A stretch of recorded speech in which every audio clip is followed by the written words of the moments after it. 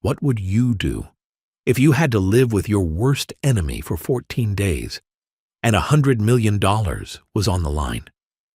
In a Malibu residence, Juliette Mercier and Anders Armstrong, childhood enemies who hadn't spoken in 10 years, stood face to face. One house, 2 weeks, one rule: survive without killing each other. Anders crossed his arms. 2 weeks. I can survive anything for $100 million. She rolled her eyes. And I'll pretend you don't exist. But they didn't know yet that by day 14, losing everything would give them what they never knew they needed. Welcome to Stories That See You. If this story speaks to you, please like and subscribe and rate it from 1 to 10 in the comments. This means the world to me. Thank you. You're joking. Anders Armstrong's laugh echoed off the library walls. Mom left her $100 million? The housekeeper's daughter? Juliette Mercier's knuckles went white on the leather armrest. Across the mahogany table, Anders sprawled on the velvet sofa like he'd never sat up straight in his life. His designer suit was rumpled, his honey blonde hair stuck up at odd angles, and she was pretty sure that was lipstick on his collar. The housekeeper's daughter. The phrase hit like cold water. Attorney Morrison adjusted his wire-rimmed glasses. I'm not finished, Mr. Armstrong. Anders reached for his crystal tumbler. Whiskey at 2 in the afternoon. Oh, this I have to hear. Morrison cleared his throat. I will now continue reading Mrs. Noella Armstrong's will. Please listen carefully. Morrison's voice stayed calm, measured. To my son, Anders Nathaniel Armstrong, I leave under identical conditions, $100 million, and joint control of Armstrong Industries, to be shared equally with Miss Juliette Mercier. The silence felt like the whole room was holding its breath. Joint control, shared equally, with Anders Armstrong, who'd never worked a full day at Armstrong Industries because board meetings gave him hives. Charles Armstrong spoke from his position by the window, arms crossed, face carved from ice. Excuse me? My wife left control of a billion-dollar company to a 24-year-old with 0 experience. And my son, who can't even show up for family dinners? Anders muttered into his glass. I'm almost 30, Dad, and I came to Christmas. Charles's voice cut like ice. You came drunk and left early. Anders raised his glass in mock salute. Still counts, from the corner of the room. Anders's cousins were watching this unfold with barely concealed glee. James Armstrong sat with one ankle crossed over his knee, looking like he'd just been dealt a winning hand in poker. His sister Elodie clutched her Hermes bag in her lap like she was ready to bolt the second this meeting ended and start spending money she thought was about to become hers. Morrison continued as if no one had spoken.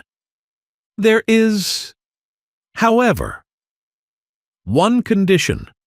Both Mr. Armstrong and Miss Mercier must live together in Mr. Armstrong's Malibu residence for 14 consecutive days. Every night, both parties must be present in the house by 10 p.m. sharp. You will each wear GPS monitoring devices to ensure compliance. The room exploded. Absolutely not, Juliette heard herself say. At the same time, Anders said something probably obscene that got drowned out by Charles's sharp, "This is absurd." Morrison held up one hand, and somehow everyone fell silent again. If either party refuses the terms, or if they fail to complete the 14 days successfully, meaning if either of you is absent after 10 p.m. even once, the entire inheritance becomes void. Mr. James Armstrong and Miss Elodie Armstrong will inherit the $100 million and joint control of Armstrong Industries in equal shares. Elodie's smile could have lit up a room, and not in a good way. James just nodded slowly, like he was already calculating how to spend his inheritance. Morrison reached into his briefcase and pulled out a stopwatch. The click as he said it echoed in the silent room. You have 5 minutes to decide. Starting now. The seconds began ticking. Juliet's mind raced. 14 days with Anders Armstrong, 2 weeks living with the most irresponsible person she'd ever met. The same Anders who'd destroyed her 8th grade science project. The same Anders who'd thrown a party the night after her mother got fired. But $100 million. And Armstrong Industries, joint CEO at 23 years old. Across the table. Anders was staring at her with an expression she couldn't read. Juliette Mercier. Anders's jaw clenched. The maid's scrappy daughter. Mom's perfect little project. The brilliant girl she put through private tutors. The one who got a full scholarship to Stanford, while he couldn't even get into community college. His fingers tightened on his glass. Of course Mom would do this. One last way to prove her golden charity case was worth more than her own son. The stopwatch ticked louder. Juliet ran calculations. If she refused, she'd still be drowning in student loans. Her mother would still be working double shifts. And she'd have to watch James and Elodie inherit everything, while knowing she'd been this close, and walked away. Morrison's voice cut through the tension. 3 minutes!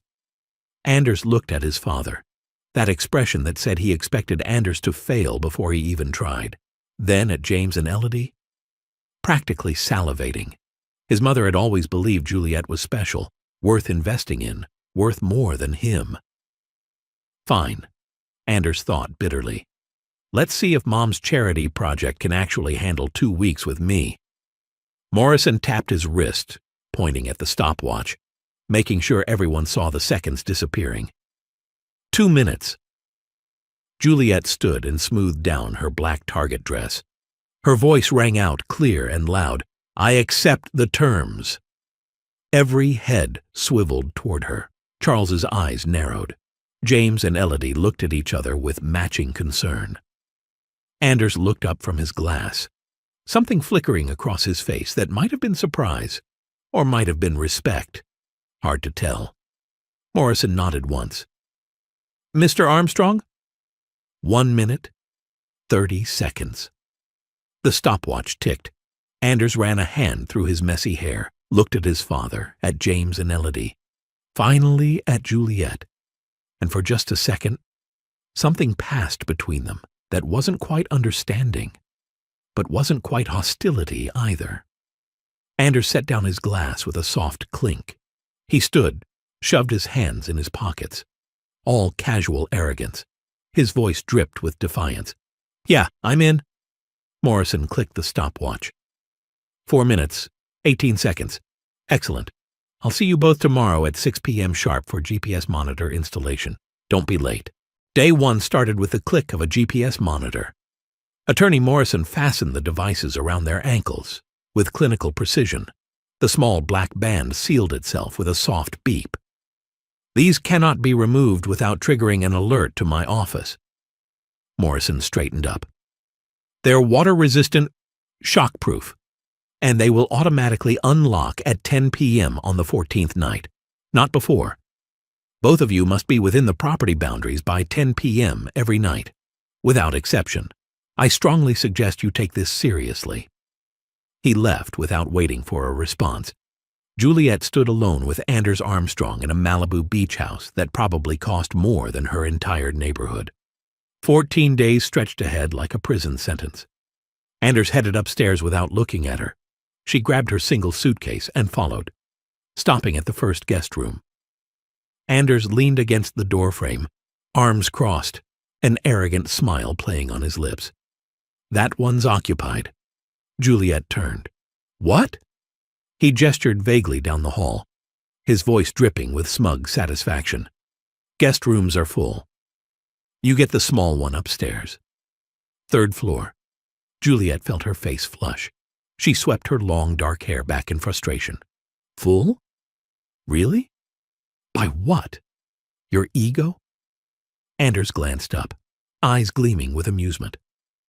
Be grateful you're not sleeping in the pantry. She climbed the narrow staircase and pushed open the door. The room was tiny, barely bigger than a closet. A single bed, 1 window, no desk. She marched back downstairs. Anders was sprawled on the living room sofa, scrolling through his phone. Heat crawled up Juliet's neck. You know what, Anders? You haven't changed at all since you were 15. You're still the same immature, arrogant, spoiled brat. Anders's smile widened. And you're still the uptight scholarship kid who can't take a joke? A joke? Juliet's voice rose. This is my life. 2 weeks I could be studying, preparing for my future. And instead I'm stuck here with you, acting like this is summer camp. Wow. Anders sat up, mock concern on his face. Sounds exhausting. Maybe you should loosen up. Anders watched her go, his smirk fading into something darker, something calculated. He pulled out his phone. His fingers hovered over his contacts. Then he started texting. Party tonight, my place, 9 p.m. Spread the word. He sent it to 15 people, then 20, then 50. A slow smile spread across his face. Let's see how you handle this. Housekeeper's daughter. He leaned back. 14 days? I'll make sure you can't study for 5 minutes. Let's start with 50 people. Loud music, all night long. He scrolled through his phone, already planning the chaos. This was going to be fun. The rest of the day, everything was exactly what she'd hoped for.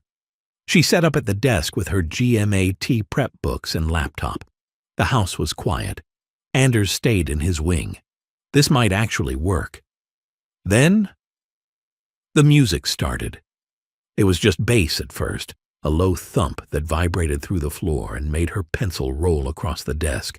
Within minutes, it escalated into full-volume club music that she could feel in her chest like a second heartbeat.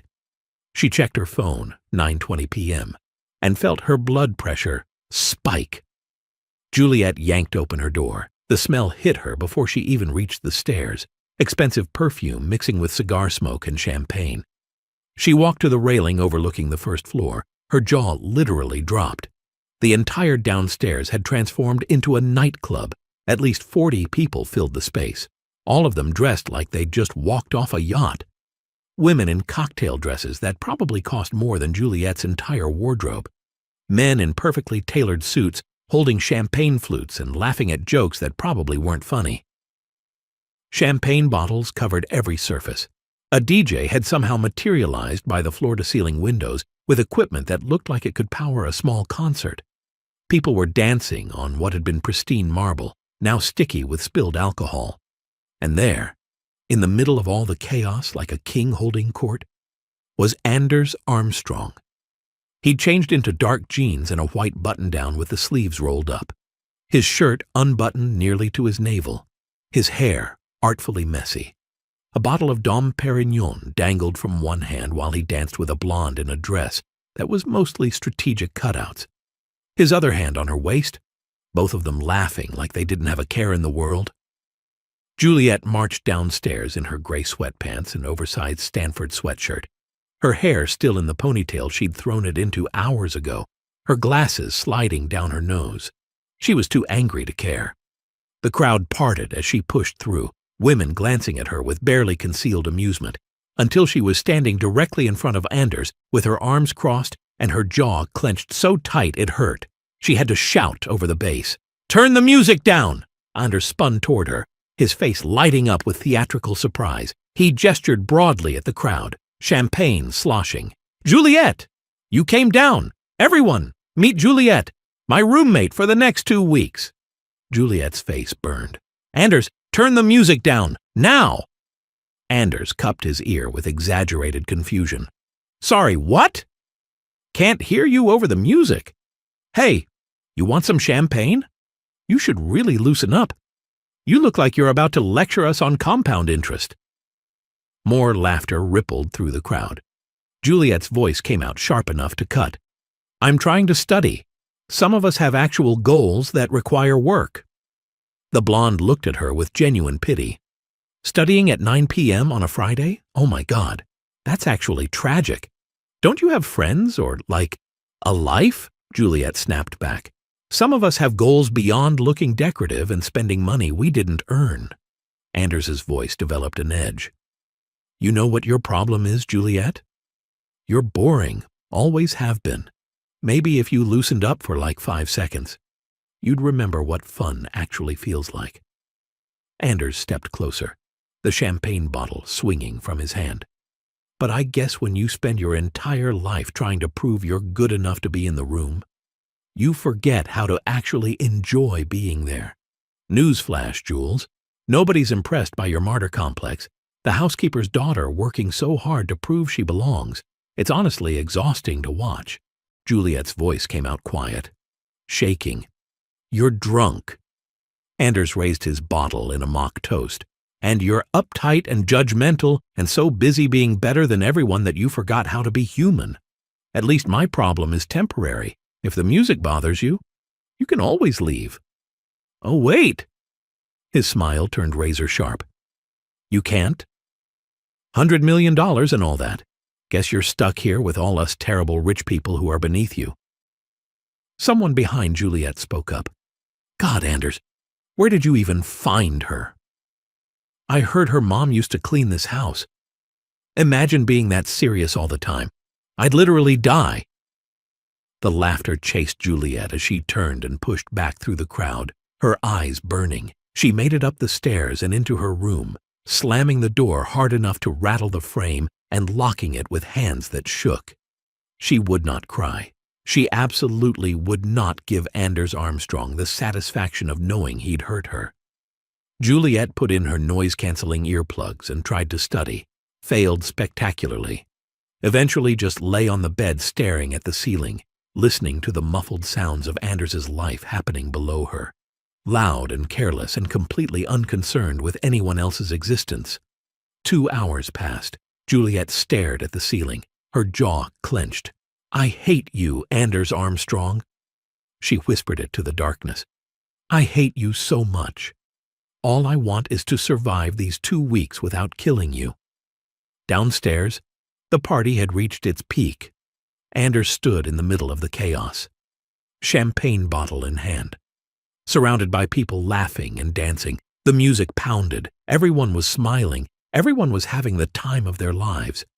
But something felt wrong. Anders looked around, his vision swimming. The crowd blurred. The music seemed to slow down, like he was underwater. Everyone was laughing, but the sound felt distant, hollow. He stumbled toward the pool, away from the noise. His mother's voice echoed in his head, clear, gentle, the way she'd sounded before she got sick. I have faith in you, my dear son. I see things in you that others can't, and I know, someday, you'll find your purpose in life. Anders's eyes filled with tears. He collapsed at the edge of the infinity pool, his legs dangling in the water, the champagne bottle still clutched in his hand. He stared at his reflection in the dark water. Mom, his voice cracked. You left me alone. And then you stuck me with her, that girl who's everything I could never be, that stupid girl who reminds me every day how much I've failed. He tilted the champagne bottle, draining the last drops. I hate her, Mom. I hate her so much. His voice dropped to a whisper. Because, Mom, she's everything you wanted me to be, and I'm not. The pool lights cast his reflection in eerie blue. He swayed, barely able to stay upright, and then he lost his balance. His arms windmilled uselessly. The splash when he hit the water was enormous. 2 hours passed and Juliet couldn't take it anymore. The bass pounded through the walls until she thought her skull would crack. She threw off her blanket and stormed downstairs, still in her sweatpants and Stanford sweatshirt, her face flushed with rage. That's it! I'm going to kill him! The party was in full swing when she reached the first floor. 40 people dancing and drinking like the world was ending tomorrow. Music blaring so loud she could feel it in her chest. Champagne bottles covering every surface. Juliet pushed through the crowd, searching for Anders, but he was nowhere. She pressed her hands to her temples as the music pounded. I think I'm losing my mind. She shoved through the glass doors to the pool area, stepping outside into the cool night air. At least out here she could breathe. And then, in the darkness, she saw something floating in the pool, a dark shape, face down, not moving. Juliet's heart stopped. She ran closer, and the pool lights illuminated what she was seeing. Anders floating motionless in the deep end. The scream tore from her throat. Oh my God! She didn't think, didn't hesitate. She dove into the pool fully clothed, the cold water shocking her system. She screamed his name as she swam. Anders! Anders! She reached him and flipped him over with trembling hands. His face was deathly pale. His eyes closed. His body completely limp in the water. Juliet's voice came out broken. No, no, no! She hauled Anders out of the pool with every ounce of strength she had, his body collapsing on the concrete. Water streamed from his mouth. His chest was completely still. He wasn't breathing. Juliet dropped to her knees beside him and started CPR, her hands shaking so badly she could barely position them correctly. 30 compressions, fast and hard, her voice counting out loud. Come on, Anders! Don't you dare die on me! She bent down for 2 rescue breaths. Then more compressions. Tears streamed down her face and mixed with the pool water dripping from her hair. Her voice dropped to a desperate whisper. Please! Anders's body suddenly convulsed. Water erupted from his mouth and poured onto the concrete. He coughed, gasped, his eyes flying open in confusion. He stared up at Juliet through blurred vision. His voice came out hoarse and broken. Jule? Juliet collapsed back on her heels, her entire body shaking with relief and adrenaline. She could barely breathe. You idiot! You absolute idiot! Anders tried to sit up but only managed to cough up more water. What? What happened? Juliet wiped her face with trembling hands. You drowned. You fell in the pool drunk and you drowned, and I had to pull you out and… Her voice broke. You almost died, Anders. He stared at her soaking wet clothes, at the tears still streaming down her face, and something shifted in his expression. Something that looked like shame. His voice barely audible. You saved me? Juliet stood up on legs that barely held her weight. Apparently I'm too stupid to let you die, even when you deserve it. Juliet stormed back inside, her face flushed with rage. She marched straight to the DJ booth and yanked the power cord from the wall. Suddenly, the music died. Silence crashed over the room like a wave. 40 people turned to stare at her, dripping wet in her soaked sweatpants, hair plastered to her face. Eyes blazing, Juliet's voice rang out across the silent room. Get out! Someone laughed nervously. What? She pointed at the door, her hand shaking with fury. Everyone out! Now! Anders almost drowned in that pool, and none of you even noticed he was missing. Get out of his house! Get out! The crowd hesitated for only a second before people started grabbing their things and heading for the exit. Whispering and shooting looks back at the crazy wet girl who'd just ruined their party. Within minutes, the house was empty. Juliet walked back outside to where Anders was still sitting on the pool deck, shivering. The night air was cold. They were both soaked and trembling. She hooked her arm under his and helped him stand. Come on. Anders stumbled beside her, still disoriented. His voice came out confused. Where is everyone? Juliet guided him toward the house. I kicked out your useless friends. They didn't even notice you'd fallen in the pool. They're gone. She led him upstairs to his bathroom and sat him down in the shower. Still fully clothed, she turned on the hot water, steam immediately filling the space. Her voice was firm. You need to warm up. Anders was shivering so hard his teeth chattered. Juliet reached down and started pulling off his soaked shirt, her movements efficient, clinical. But then she felt his eyes on her. She looked up. Anders was staring at her, his gaze unfocused but intense. Juliet froze. Her breath caught. For a moment. Neither of them moved. The hot water poured down over Anders's shoulders while steam swirled around them. She forced herself to look away and pulled off her own soaked hoodie, revealing the black bikini top she'd been wearing underneath. She helped Anders out of his jeans, trying to ignore the way his eyes followed her every movement. Her voice came out shakier than she intended. "Let's get you warm.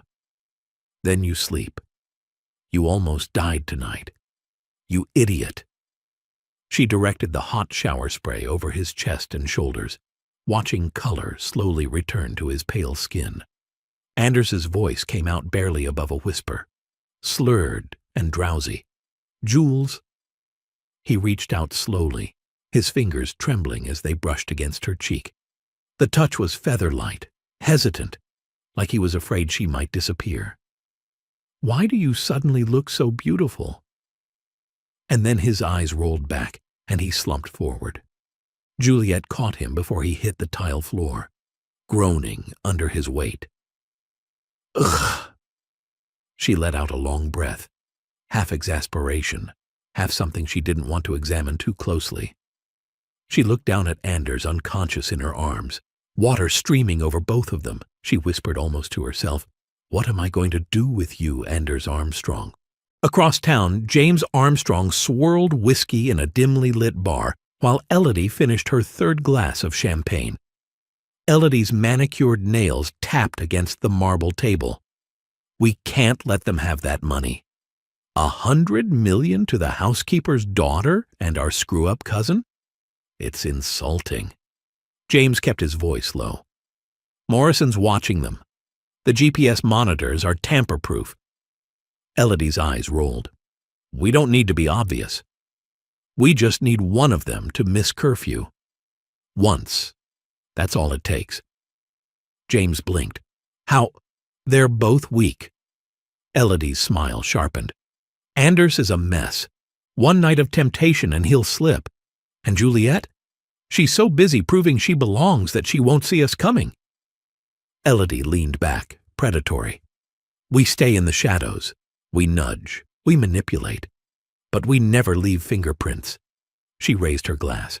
"One mistake, and that $100 million becomes ours." James clinked his tumbler against her flute. The crystal rang out like a promise, or a threat. Juliet woke at 7 a.m. with her body still aching from last night. Her brain kept replaying the shower scene she was desperately trying to forget. Anders shivering in the hot water, vulnerable and exposed, his fingers brushing her cheek with that trembling touch, his voice barely a whisper saying she looked beautiful. She pressed her palms to her eyes and groaned, "Stop it! Just stop thinking about it." Downstairs, Anders stood at the counter in sweatpants and a t-shirt, staring at the coffee maker like it held all the answers to questions he didn't want to ask. He looked up when she entered, and surprise crossed his face before settling into careful neutrality. Anders cleared his throat and reached for a second mug. "Morning? Coffee?" She nodded and slid onto a bar stool, watching as he poured it black with no sugar, exactly how she took it, which surprised her until she remembered they'd known each other most of their lives. Anders's fingers drummed against his mug, restless energy replacing his usual confidence. "So, about last night. After you pulled me out of the pool, what exactly happened?" Juliet kept her voice light and easy, not meeting his eyes. "You took a shower to warm up. Standard drowning rescue protocol. That's it." Anders nodded slowly, working his jaw like he was chewing on words he didn't want to say. "Right. Well, thanks for saving my life." He said it stiffly, formally, like admitting gratitude physically hurt, like every word cost him something. Juliet wrapped both hands around her mug, letting the warmth seep into her palms. "You're welcome." The silence stretched between them, thick and uncomfortable, filled with things neither of them wanted to address. Juliet stood abruptly, her bar stool scraping against the floor with a sharp sound. "I'm going to study." Anders's voice came out more defensive than he intended, still carrying that edge of arrogance. "Good. I've got things to do anyway, important things." All morning Juliet tried to study and failed spectacularly. The formulas blurred, Her mind wandered. She gave up and changed into her black bikini, heading to the pool in hopes that the sun would clear her head. She settled on a lounge chair with a book open, but gave up after 10 minutes. She stood, walked to the pool's edge, and dove in without overthinking it. The cool water shocked her system, and she surfaced gasping. She floated on her back with her eyes closed, letting the sunlight warm her face while water lapped gently against her skin. Peace. Finally. Then a shadow fell across her face, blocking the sun. Juliet opened her eyes to find Anders standing at the pool's edge, looking down at her. His head was tilted to one side, his expression unreadable in the bright afternoon light. He was shirtless in board shorts that hung low on his hips, and Juliet's brain completely short-circuited. She could see everything, the defined abs, the V-line disappearing into his waistband, the way water droplets from his wet hair traced slow paths down his chest. Anders stared at her floating in the water with her long dark hair fanned out around her like something from a painting. Her bikini left very little to the imagination, and his thoughts went somewhere they absolutely shouldn't. The ambitious, workaholic, annoying little girl has grown up, he thought with rising panic. And God help him, she's attractive. Actually attractive.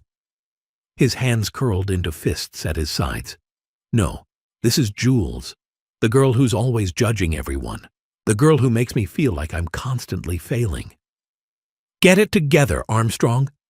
Anders turned sharply on his heel and walked away without saying a word, but not before Juliet saw something heated and confused flash across his face. Something that made her stomach flip in a way that had nothing to do with the cool water. Juliet treaded water with her heart pounding against her ribs.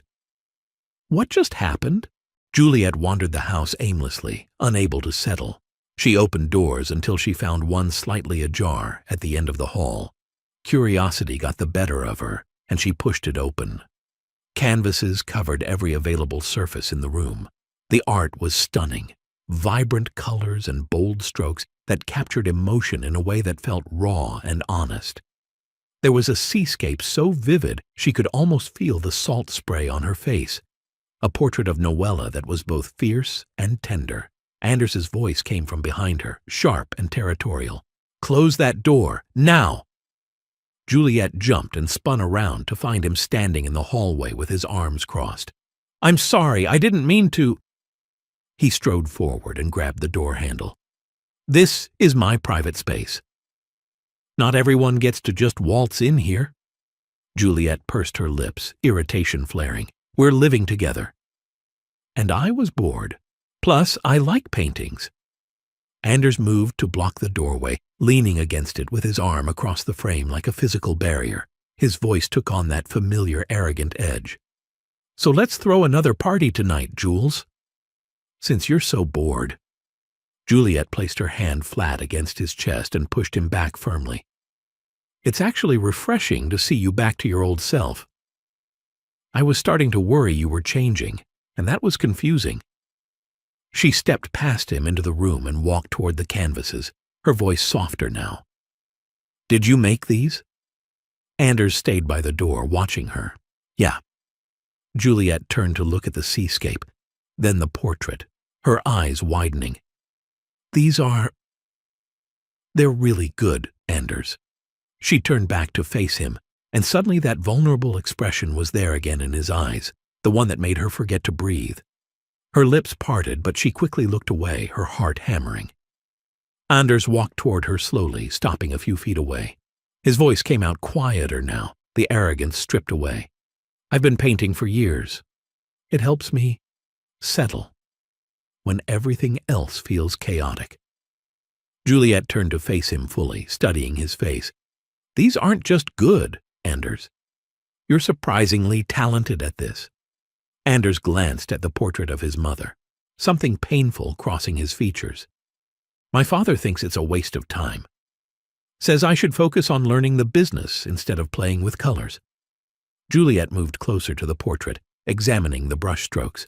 "Your father's wrong. This is—" She struggled to find the right words. "This captures something real, something true about her. Anders was quiet for a moment. Then his voice came out rough. She was the only one who ever thought I could be good at something. Juliet turned back to him, close enough now to see the gold flecks in his green eyes. Well, she was right. You're genuinely talented, Anders. Anders held her gaze, and the air between them grew thick with something neither of them knew how to name. The afternoon light streamed through the windows, dust motes dancing in the golden rays, and for a moment they just stood there looking at each other. Then Anders cleared his throat and stepped back, deliberately breaking the tension. His voice came out lighter, more playful. Want to try? I could teach you. Juliet hesitated, then nodded with a big smile. Yeah, I'd like that. 20 minutes later, Juliet stood before a blank canvas with a palette and brush, while Anders squeezed paint onto his own palette with practiced ease. Anders kept his eyes on his work, his brush already moving in smooth strokes. Don't overthink it. What are you feeling right now? Juliet stared at her blank canvas, confused, anxious. He worked in comfortable silence for a moment. What color is anxiety? She thought about it, surprised by how quickly the answer came. Gray, with streaks of yellow. Anders nodded, a genuine smile tugging at his lips. Perfect. Start there. They painted together as the afternoon light shifted across the room. Juliet attempted to blend gray and yellow, feeling the paint's texture under her brush. Anders moved closer, standing behind her now. He reached around and gently took her hand, guiding the brush across the canvas. His chest was almost pressed against her back, his breath warm near her ear. His voice came out softer, more intimate as he guided her strokes. When I was a kid, I couldn't read. Not the way other kids could. The letters would swim around on the page, blend into each other. Nothing would stick in my head. He paused, his hand still guiding hers across the canvas. Doctors, psychologists, endless tests. Finally, they diagnosed me. Dyslexia and ADHD, or as my father calls them, fancy labels to cover up the fact that his son is an idiot. Juliet felt her chest tighten with understanding. Her voice came out gentle. So that's why you struggled in school. You weren't fitting into the standard education system, but you were talented in other areas, weren't you? Anders nodded slowly behind her, then paused. He turned her gently by the shoulders so she faced him. His eyes searched hers for a long moment, like he was trying to figure out if she really meant it or if this was just pity. Anders's voice dropped even lower, guiding her hand to add red paint now. Every feeling has a color, Juliet. You just have to learn to see it.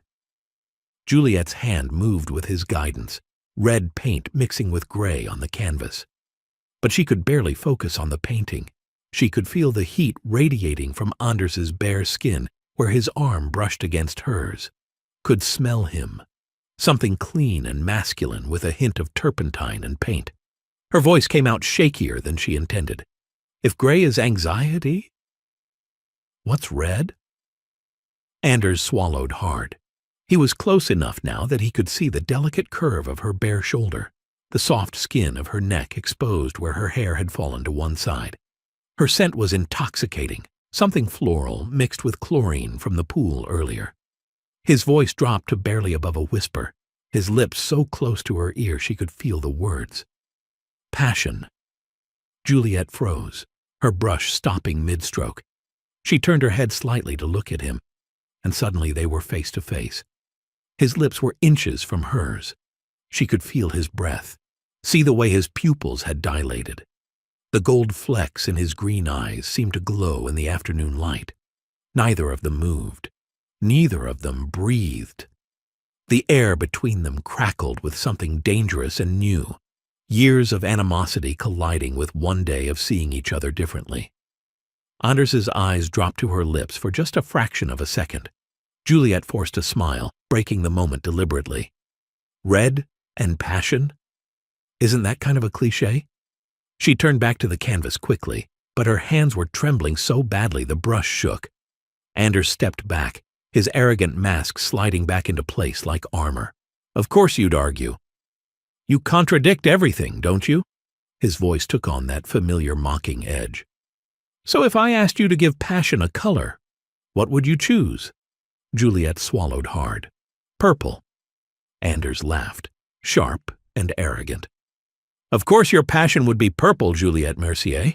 What else did I expect from you?" Juliet's anger flared hot in her chest. She set down her brush with more force than necessary. "I think that's enough art lessons for today, Picasso. I need to go study." She turned and walked toward the door, her heart still pounding against her ribs. Anders watched her go, his jaw tight, something complicated flickering across his face before he turned back to his canvas. 4 hours passed with each of them staying in their separate corners of the house. Juliet finally came downstairs, drawn by the smell of something cooking. She found Anders in the kitchen, carefully arranging toppings on pizza dough with surprising precision. She stopped in the doorway, genuinely surprised. "You're cooking?" Anders glanced up with that familiar smirk. "Pizza, yeah." Juliet leaned against the counter, impressed despite herself. "Well, your hands are apparently good at a lot of things." Anders's smirk widened into something more arrogant. "Women tend to say that a lot." Juliet's face went bright red. She rolled her eyes and muttered under her breath, "God, he's so full of himself."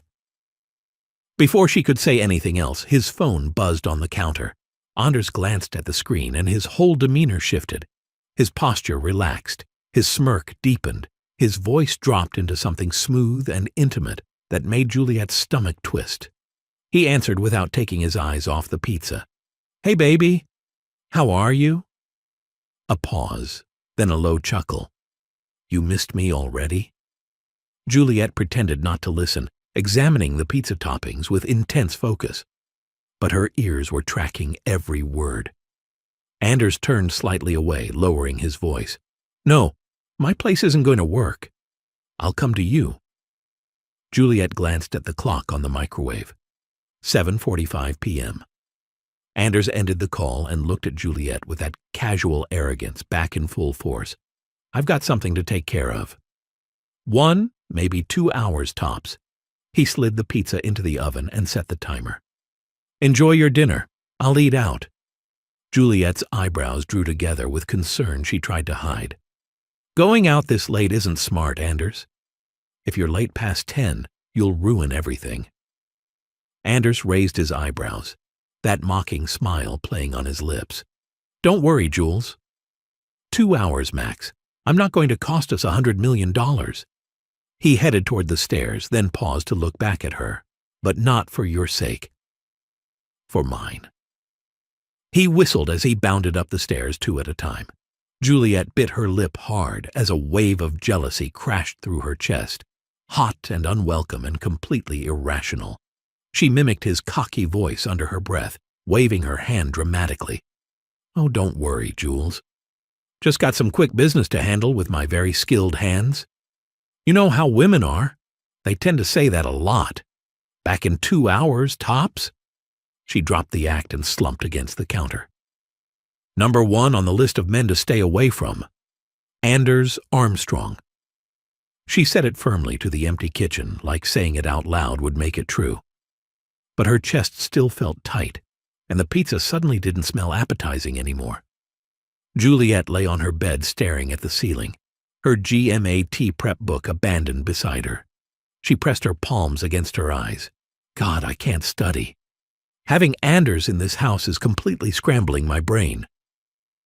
Meanwhile, in another part of the city, Anders sat on a leather couch in someone else's apartment with a blonde pressed against his side, her lips trailing along his neck with practiced ease. But he wasn't there, not really. He stared at the wall across from him, completely blank, seeing nothing but Juliet. The way her eyes had looked when she turned to face him in the art studio. The curve of her bare shoulder, the soft skin of her neck exposed when her hair fell to one side, her voice saying he was talented, like she actually meant it. "Where's your head tonight, Anders?" The blonde pulled back and looked up at him, her perfectly manicured hand resting on his chest. Confusion flickered across her face. Anders gently pushed her back and stood up, running a hand through his hair. "I'm sorry, Lisa. I'm not really in the mood tonight. I need to get home." He grabbed his jacket and slung it over his shoulder without looking back. Outside, the cool night air hit his face as he walked to his car. He unlocked it and slid into the driver's seat, but didn't start the engine right away. Just sat there in the darkness, gripping the steering wheel. "Damn you, Juliette Mercier." He said it out loud to the empty car, his voice rough with frustration. "Wasn't it enough that you hijacked my childhood? Now you're taking over my adult life too. Why can't I get you out of my head?" He started the engine and pulled out onto the street, the clock on his dashboard glowing 9:42 p.m., 18 minutes until curfew. And for the first time in his life, Anders Armstrong was rushing home not because he had to, but because some part of him actually wanted to. 2 days passed with Anders and Juliette, avoiding each other like they'd made some unspoken agreement to pretend the other didn't exist. Anders started leaving the house before dawn for runs along the beach, not returning until afternoon. His shoulders were always damp with sweat, his expression carefully blank. Evenings he disappeared entirely, meeting friends, going to the gym, doing whatever Anders Armstrong did to fill empty hours. But he was always home by 9:30 p.m., the GPS monitor on his ankle ensuring compliance if not commitment. Juliette barely left the house. She tried to study, but her mind kept wandering to painting lessons and the smell of turpentine and the way Anders had whispered passion against her neck.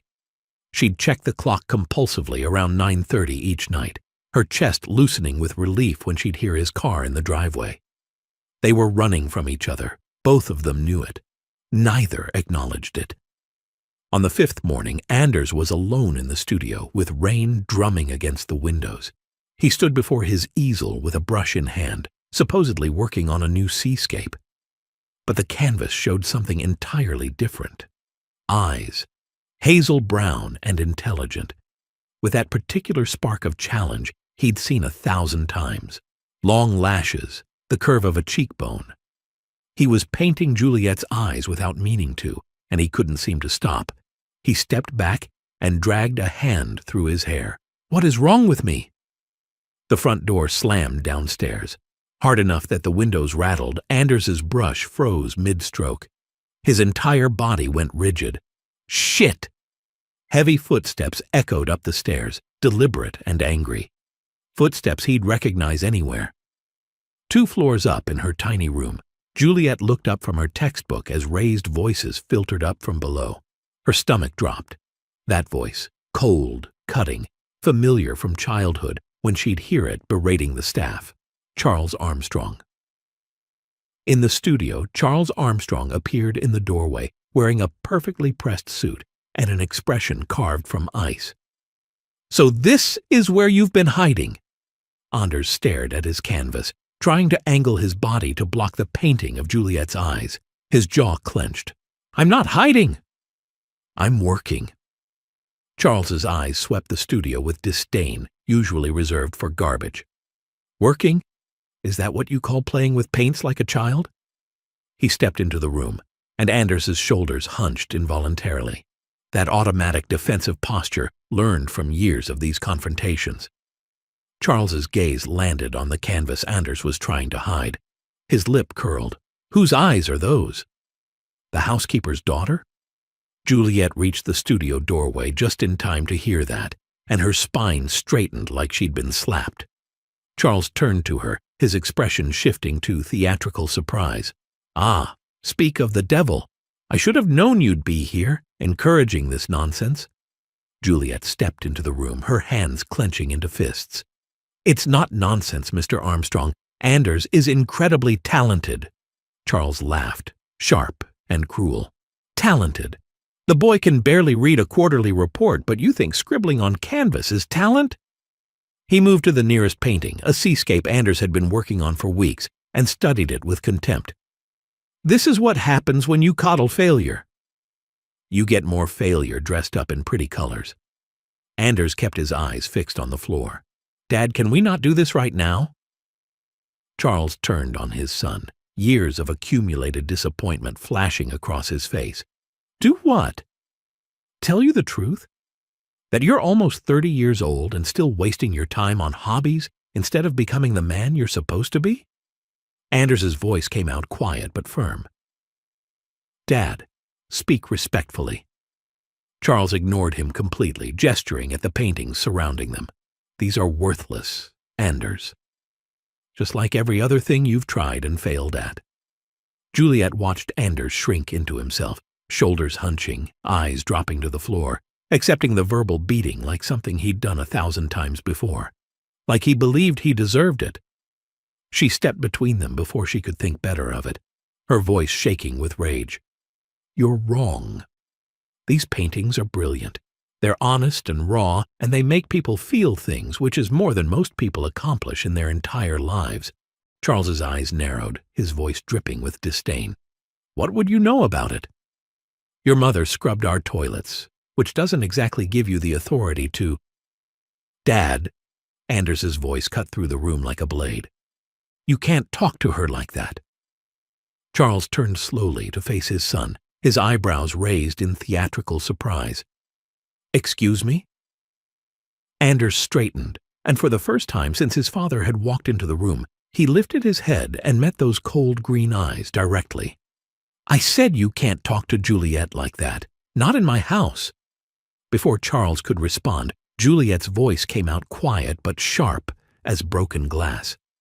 My mother worked 3 jobs to give me a better life. So yes, maybe I do know something about actual worth versus inherited entitlement. Something dangerous flashed across Charles's face. His jaw tightened, his nostrils flared, and without another word he turned and grabbed the seascape off the easel. Anders saw it happening and lunged forward, his hand reaching out in desperation. Dad, don't! The sound of canvas tearing filled the studio like a scream. Charles ripped through the painting with methodical precision, each tear deliberate and controlled despite the violence behind it. The seascape split down the middle, then again, and Juliet heard herself screaming, Stop! But he'd already moved to the next canvas. The portrait of Noella that Anders had spent months perfecting. Another rip, another piece of his work destroyed. Anders just stood there watching, his face drained of all color, like some essential part of him had shut down to avoid feeling what was happening. Charles destroyed 3 paintings before he seemed satisfied. He straightened his tie, not even breathing hard, and looked at his son with an expression that might have been pity if it weren't so clearly contempt. Grow up, Anders. This, he gestured at the destruction surrounding them, is exactly why you'll never be ready to run Armstrong Industries. You're too soft, too broken. He walked out, the front door slammed. The studio fell into terrible silence, broken only by the rain still drumming against the windows. Anders hadn't moved. He was still standing in that same spot, staring at nothing, his face completely blank in that way people looked when they were trying very hard not to feel anything at all. Juliet waited for him to say something, to scream or cry or punch the wall or anything that would be a normal reaction to watching your father destroy your work right in front of you. Instead, Anders turned away from her with rigid shoulders.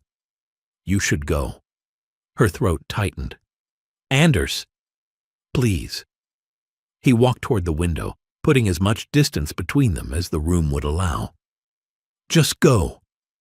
She wanted to argue, to tell him she wasn't leaving, to make him understand that his father was wrong about everything. But something in the set of his shoulders, in the careful way he was holding himself together, told her he wasn't ready to hear it, wasn't ready to accept comfort from anyone, especially not from her.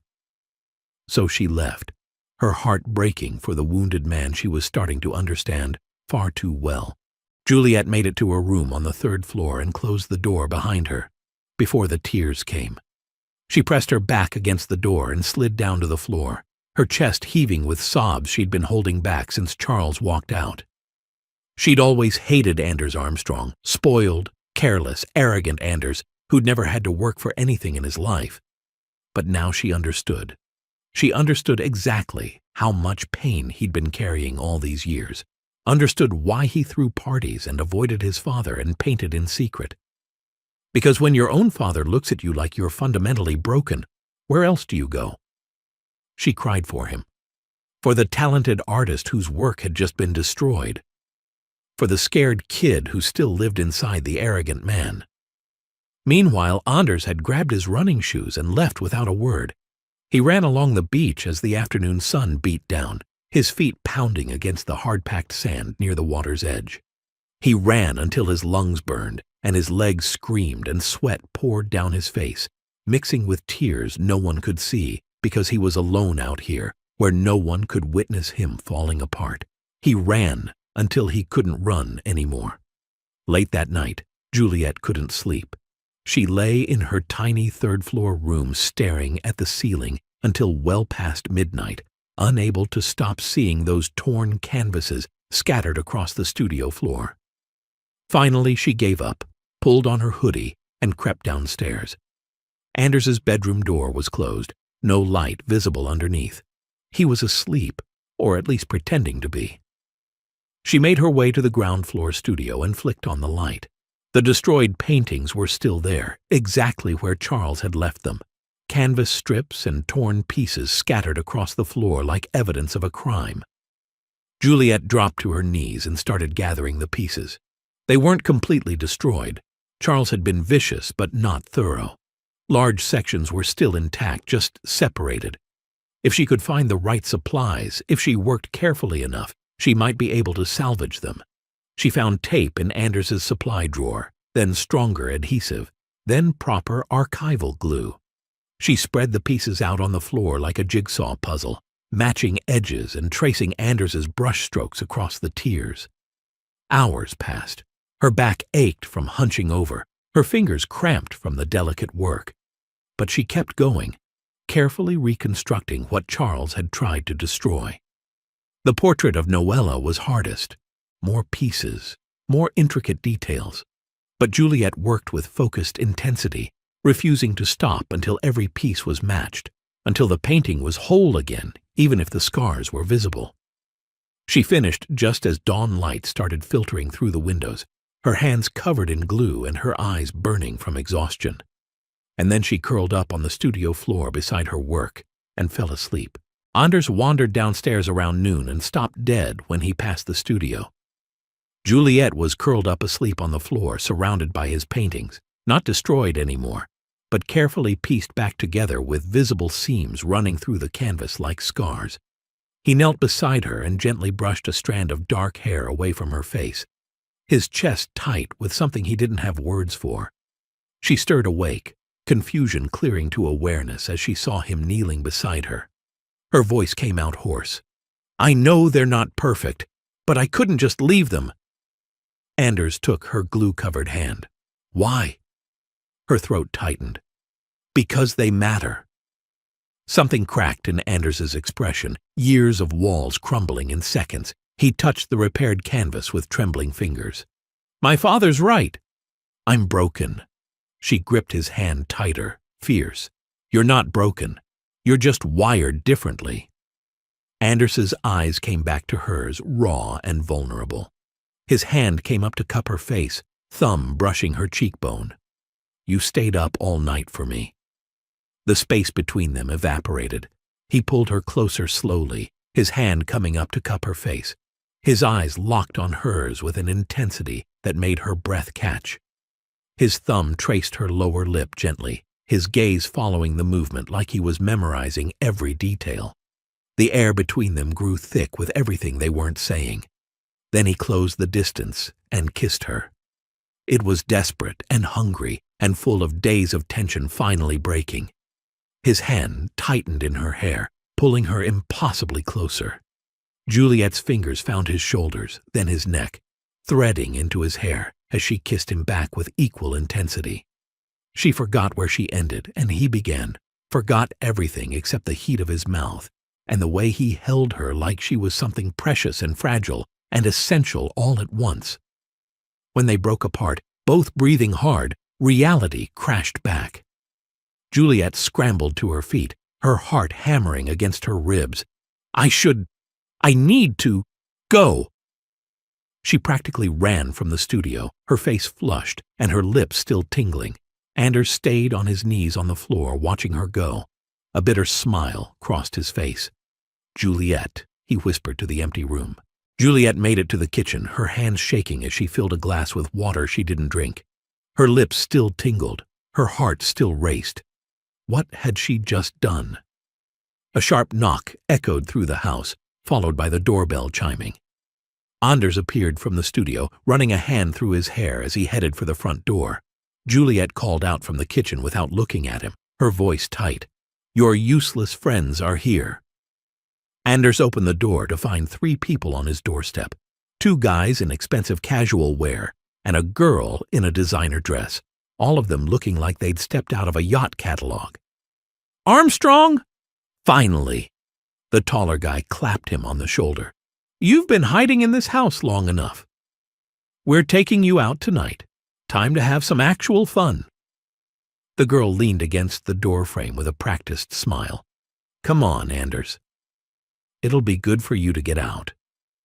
Anders glanced back toward the kitchen where Juliet was pouring coffee with rigid movements, deliberately not looking his way. He waited for her to say something, to look at him, to acknowledge what had just happened between them. She didn't. His chest tightened. And just like that, he did what he'd always done when things got complicated. He ran. They were stuck in the same house. That's all this was. Proximity.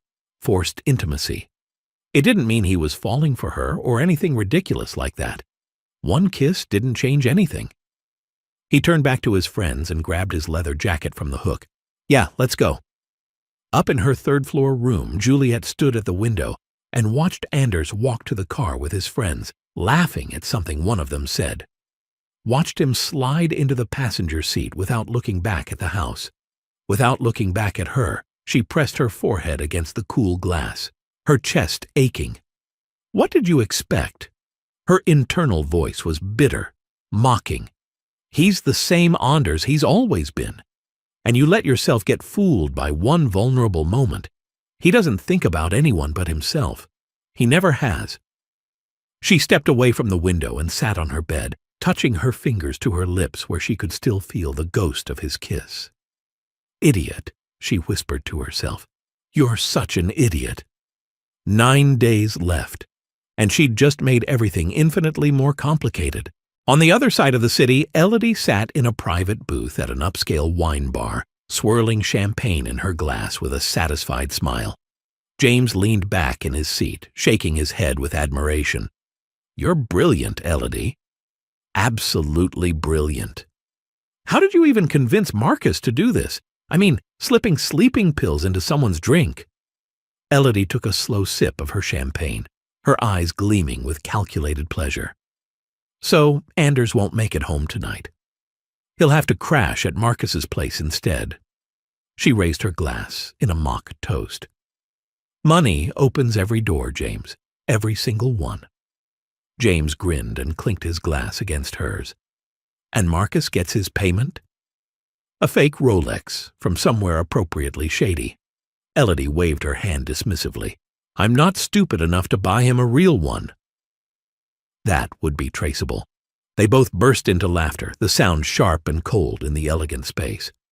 Elodie set down her glass and leaned forward, her voice dropping to something conspiratorial. "By tomorrow morning, Anders will have violated his house arrest."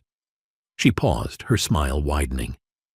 "And that beautiful $100 million? Well, someone has to claim it when they default. Might as well be us." James raised an eyebrow. "And the girl?" Elodie's smile turned razor-sharp. "Little Miss Perfect loses everything. Her mother's legacy, her chance to prove herself, her future, all gone because she actually believed Anders Armstrong could change."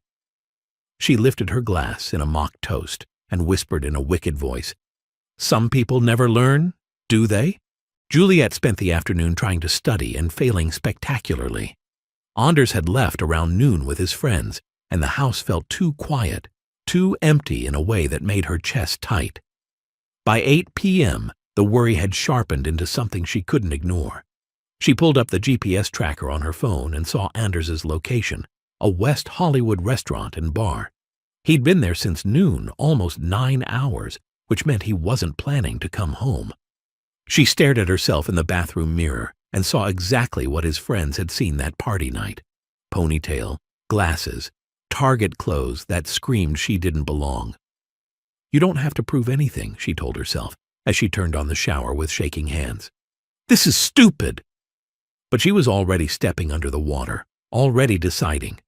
40 minutes later, she barely recognized herself. Hair straightened and loose past her shoulders. Makeup carefully applied. Contact lenses instead of glasses. The black dress she'd bought on impulse and never worn, V-neck, slid up the thigh, impossible to ignore. Her chest tightened as doubt crept in. This isn't you. But she called an Uber anyway.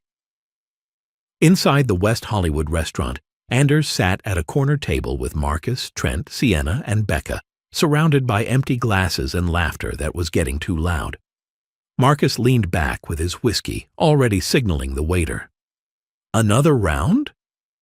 Anders shook his head, but the drinks came anyway. Marcus slid a glass toward him with an easy grin that made everything seem harmless. Come on, man. You've been moping in that house for days. Live a little. Anders drank without thinking, and almost immediately his head swam with something that felt wrong. Like the world was tilting sideways. He blinked hard. I think I'm more drunk than I thought. Marcus laughed and dropped a menu in front of him, turning to the others with exaggerated seriousness.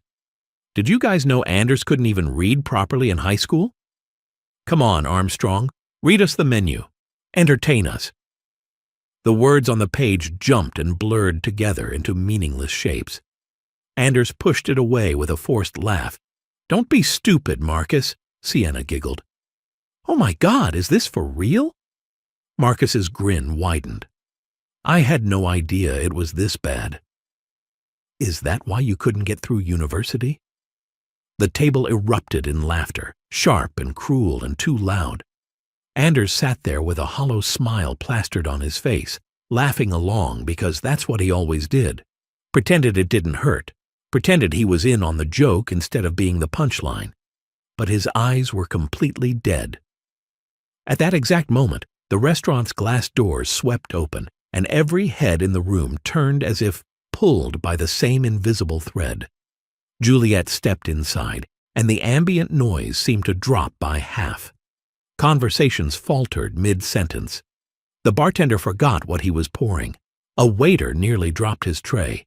She moved through the space with her heels clicking against polished marble, her dark hair catching the warm restaurant lighting with each step, the slit in her black dress revealing a flash of leg that made grown men forget their own names. She wasn't the girl they'd dismissed at the party. Glasses, ponytail, Target sweatshirt. She was something else entirely. At Anders's table, Trent was mid-sentence when he saw her approaching. His glass paused halfway to his mouth. Holy shit! Marcus nearly dropped his drink, his eyes going wide. Who is that? Sienna's face drained of all color as recognition hit. Wait! Is that? Anders looked up, following their stares, and his mouth fell open. He stared at Juliet like he was seeing something impossible, like his brain couldn't quite process that this woman was the same person who'd been wearing sweatpants in his kitchen this morning. Juliet stopped at their table, ignoring everyone except Anders. Her voice came out calm and direct. We need to go. It's 9:30. Sienna's arm tightened around Anders possessively. Excuse me, we're having a good time here. Juliet's gaze shifted to Sienna, and something in it made the other woman's voice die mid-sentence. I'm the person making sure Anders doesn't lose $100 million because his friends can't tell time. Trent leaned forward with that predatory interest men got when they saw something they wanted. His eyes traveled slowly over her. Wait, you're the girl from Anders's house? You look completely different. Why don't you stay? Have a drink with us. Juliet's voice came out sharp as broken glass. I'm not interested in being friends with any of you. The table went completely silent. She took another step closer, her pulse hammering but her voice steady. Say it, she told herself. Don't let them keep doing this to him. You're all parasites. You circle around Anders for his money and his house and his connections, but you don't actually care about him as a person. You sit here making jokes about his dyslexia like it's entertainment for your boring lives. You treat him like he's decorative, like he's just a pretty face with a trust fund." Marcus stood up, defensive anger flashing across his face. "You don't know what you're talking about." Juliet took another step forward and Marcus actually stepped back. Her voice didn't rise, but it carried. "Anders is one of the most talented artists I've ever seen. His work is honest and raw and makes people feel things your entire shallow existence will never touch." She turned to Sienna. "And you? Hanging around him makes him seem as shallow as you are. But he's not. He's nothing like any of you. He's so much more than you could ever understand." Absolute silence fell over their corner of the restaurant. Nearby tables had stopped talking, watching the confrontation unfold. Anders stared at Juliet with eyes that had gone bright with something between shock and gratitude and something deeper he couldn't name. Trent recovered first, his face flushing with anger. "Who the hell do you think you are?" Anders tried to stand, but his legs weren't cooperating properly. He gripped the edge of the table for balance, his chair scraping back awkwardly. When he finally got to his feet, he swayed slightly before catching himself. He looked at his friends with an expression that was half disgust, half pity, though his eyes were struggling to focus. She's right. About all of it. He turned toward Juliet, and even through the fog clouding his mind, the way he looked at her made her breath catch. "Let's go." Sienna grabbed his arm desperately. "Anders, come on. We were just joking." Anders pulled away, though the movement was slower and less coordinated than usual. "No, she's honest. There's a difference." He started toward the exit, and Juliet saw immediately that something was very wrong. His gait was unsteady, his hand reaching out to steady himself against a chair as he passed. This wasn't just alcohol. He was moving like someone fighting to stay conscious. She moved to his side quickly, slipping her arm around his waist to support him. "Anders, are you okay?" "Feel weird." His words came out slightly slurred. "Everything's spinning." They made it outside where the cool night air hit them both. Anders leaned heavily against the building's exterior wall, his eyes half closed, struggling to stay present. Juliet's worry spiked into alarm. "How much did you drink?" Not that much." He blinked hard, trying to clear his vision. "Something's wrong." I can't walk." His knees started to buckle, and Juliet caught him, bracing herself under his weight. Her heart was racing now for entirely different reasons than before. "Stay with me, Anders." She pulled out her phone with one hand while keeping him upright with the other. "We need to get you home. Can you walk to the car?" Anders nodded, though his head lolled slightly. "You came to get me." His voice was rough, wondering, even through the fog. "You defended me. In front of all of them. We can talk about that later. Right now, I need you to stay awake." She flagged down their Uber, anxiety thrumming through her veins. As they stumbled toward the car together, Anders's arm heavy across her shoulders and his body listing dangerously to one side, Juliet's mind was already racing ahead. Something was very, very wrong. And they had less than 30 minutes to get him home before curfew, assuming he could even make it that long without passing out completely. The Uber ride was tense. Anders slumped against the window at first, his eyes struggling to stay open. But then his hand found hers on the seat between them. His fingers wrapped around hers loosely, like he was anchoring himself to something real. After a moment, his head dropped onto her shoulder, heavy and warm.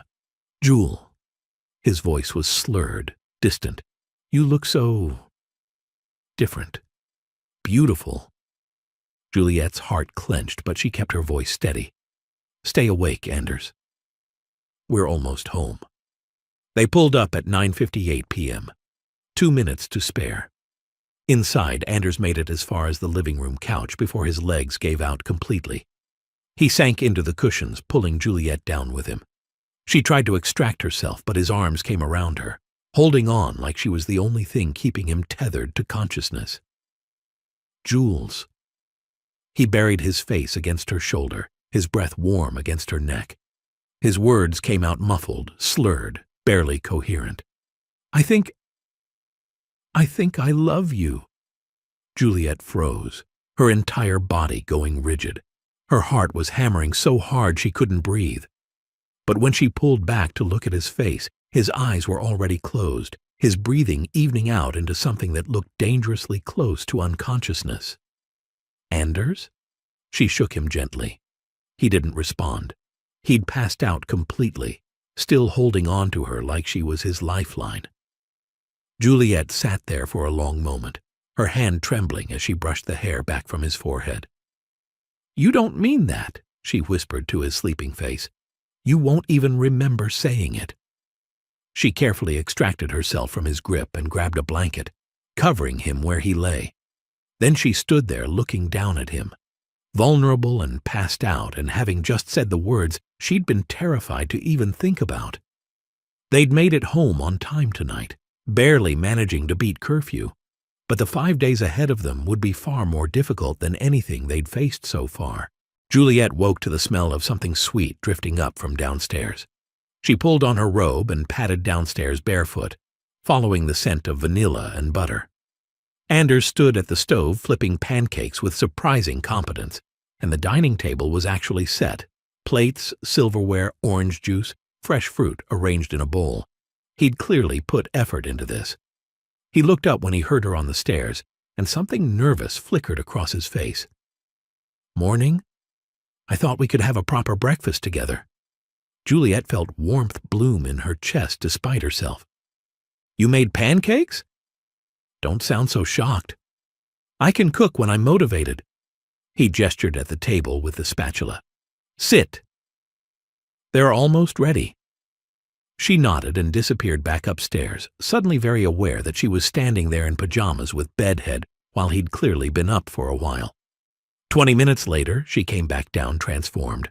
Her hair fell loose over her shoulders in soft waves, contacts in instead of glasses, wearing white shorts that showed off her legs and a fitted crop top that left a sliver of skin visible at her waist. Anders was pouring coffee when he heard her footsteps. He turned, and the coffee pot froze halfway to the mug. His eyes traveled from her face, down to her legs and back up again, lingering everywhere in between. Jules. Her name came out rougher than he'd intended. She slid into the chair across from him, trying to ignore the way he was looking at her. "This looks amazing." Throughout breakfast, Anders kept losing track of what he was saying mid-sentence, his attention constantly drawn back to her.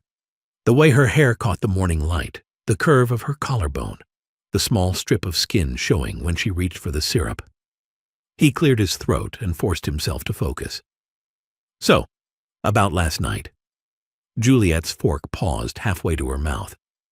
"What about it?" Anders leaned back in his chair, something vulnerable crossing his face. "I think you officially kicked all my friends out of my life." "That was quite a speech you gave." Juliet set down her fork, her voice firm. "They weren't good for you, Anders." "I meant every word I said." He studied her face like he was trying to memorize it. "Why'd you do it? Defend me like that?" "Because they were treating you horribly and someone needed to tell them the truth." She paused, then pushed forward before she could lose her nerve. "You should apply to the College of Arts. Get your degree in art. You'd have a whole new environment, people who share your interests and actually value what you do." Anders reached across the table and took her hand, cutting off her rambling. His thumb traced slow circles over her knuckles. "Jules, when did you stop hating me?" Juliet laughed softly, the sound catching in her throat. "I didn't hate you. I hated the way you acted, the bullying and the arrogance, sure. But I'm starting to know you now, Anders. Before you were just Aunt Noella's spoiled son. But now—" She met his eyes. "Now you're someone completely different to me." Anders's grip on her hand tightened. "What about you?" "When did you stop hating me?" He gave her a crooked smile that didn't quite reach his eyes. "Honestly? The more I got to know you, the more reasons I should have had to hate you. Smart, hardworking, responsible. You were everything I wasn't. And being around you just highlighted all my failures." His voice dropped lower, more honest. But then I started seeing that you actually have a good heart. And his eyes traced her face. You're beautiful, really beautiful. The air between them grew thick with something neither of them knew how to name. Anders stood and came around the table, pulling her to her feet. His hands found her waist, and Juliet's breath caught as he drew her closer. His voice came out barely above a whisper. Let's not leave the house today. Let's just spend time together. Just us. Would that be okay? Juliet's heart was hammering against her ribs. She nodded, not trusting her voice. Anders smiled, genuine and warm and nothing like his usual smirk, and leaned down slowly, giving her every chance to pull away. She didn't. His lips were almost touching hers when the doorbell rang, sharp and insistent. They both froze, foreheads touching. Anders closed his eyes. You've got to be kidding me. The doorbell rang again, followed by insistent knocking. Anders ran a hand through his hair and headed for the door. Juliet stayed where she was, her face flushed, trying to catch her breath. They'd been seconds away from everything changing. Anders opened the front door and froze. Lauren stood on the doorstep with a designer suitcase beside her, looking like she'd stepped off a runway. Long legs in fitted jeans, honey blonde hair falling in perfect waves, that familiar smile that used to make his chest ache. His voice came out strangled. Lauren? She threw her arms around his neck before he could step back, pressing against him with practiced familiarity. Surprise! I flew in from New York just to see you. I've missed you so much, baby. Anders stood rigid in her embrace, his mind racing to catch up. 6 months. They'd been broken up for 6 months, and now she was here on his doorstep, like no time had passed at all. Lauren pulled back just enough to look at his face, her hands still on his shoulders. Can I come in? Or are you going to make me stand out here all day? Anders stepped aside mechanically, and Lauren swept past him into the foyer, pulling her suitcase behind her. She looked around the house with that proprietary air she'd always had, like she owned whatever space she occupied. She turned back to him with a bright smile. God, I've missed this place. Missed you. Anders found his voice, strained and careful. Lauren, what are you doing here? You can't just show up like this. Her smile faltered just slightly. I know how I left things was messy, but I've had time to think, and what we had was special, Anders.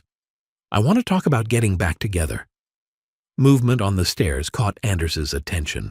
Juliet stood halfway up, frozen, watching this scene unfold with an expression that made his chest constrict. Lauren followed his gaze and noticed Juliet for the first time. Her smile returned, sharper now. Oh? And who's this? Anders's voice came out more defensive than he intended. Lauren, this is Juliet. We're... He stopped, realizing he had no idea how to finish that sentence. Lauren's eyebrows rose with theatrical interest. Complicated? Anders, darling, when did you start doing complicated? Her laugh was bright and dismissive. Well, don't worry. I'm here for the week, so we'll have plenty of time to catch up. Juliet's face had gone completely blank in that terrifying way people looked when they were trying very hard not to feel anything. She turned without a word and disappeared up the stairs. Anders took a step toward the staircase, desperation breaking through his voice. Jules, wait! But she was already gone, her door closing with a soft click that somehow felt worse than a slam. Lauren moved closer, her hand finding his arm with familiar ease. She seems nice. Is she the housekeeper or something? Anders pulled away sharply, anger finally breaking through his shock. Lauren, you can't stay here. Her expression shifted to something more vulnerable, more calculated. Oh, Anders, you're not going to throw me out today, are you? Her voice took on that pleading tone he used to fall for every time. I just flew all the way from New York.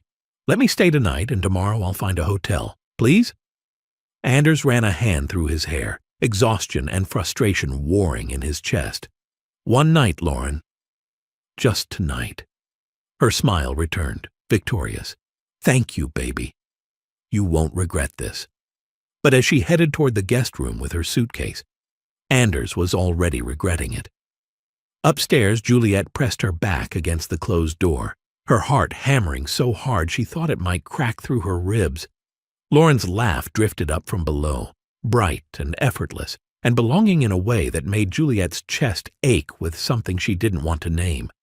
But she couldn't lie to herself anymore, not when the thought of Anders going back to that woman made her feel like she was suffocating, not when every cell in her body was screaming at her to go back downstairs and fight for what she wanted.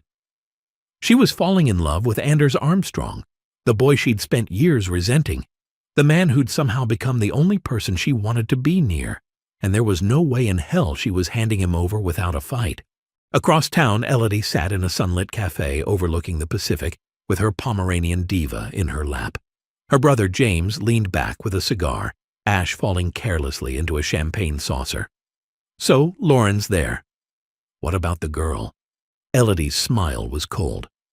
Ian Thompson arrives tonight at 7. Juliet's college crush who got away. She sipped her champagne. He thinks he's here for a Stanford speaking event. He has no idea what he's walking into. James gestured with his cigar. And if this doesn't work? Elodie's eyes glinted with something dangerous. 5 days left, James. This plan will work. She paused, her voice dropping. But if it doesn't, our final option gets messier. James met her gaze.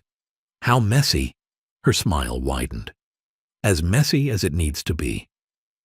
She lifted her champagne flute. James clinked his coffee cup against it. 5 days until $100 million. And they'd burn that house down before they'd let it slip away.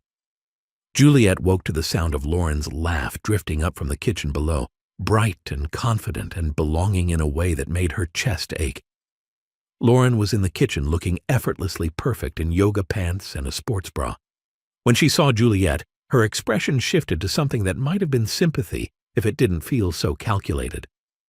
It must be hard living here with Anders when you come from such different worlds, Lauren said, her voice dropping to something almost kind. He was telling me earlier how awkward this whole arrangement has been for him. Juliet's chest tightened. He said that? Lauren stepped closer. I've known Anders for 5 years. I can read between the lines. Look, Anders and I have real history together, and now that I'm here, she let it hang meaningfully. Juliet forced a smile. If Anders wants to go back to that, it's his choice. She walked out, but her hands were shaking. Outside, her phone buzzed with a message from an unknown number. She pulled it out and read the text that made her heart do something complicated. Hey, Jules. Heard you're in L.A.? Let's do lunch this afternoon and dinner tonight. I've missed you.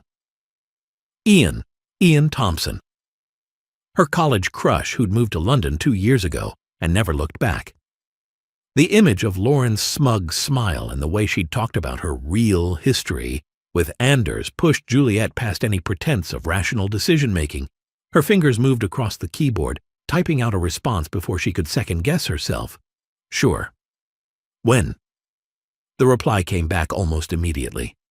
I'll pick you up at 7, she typed back quickly. Sounds good.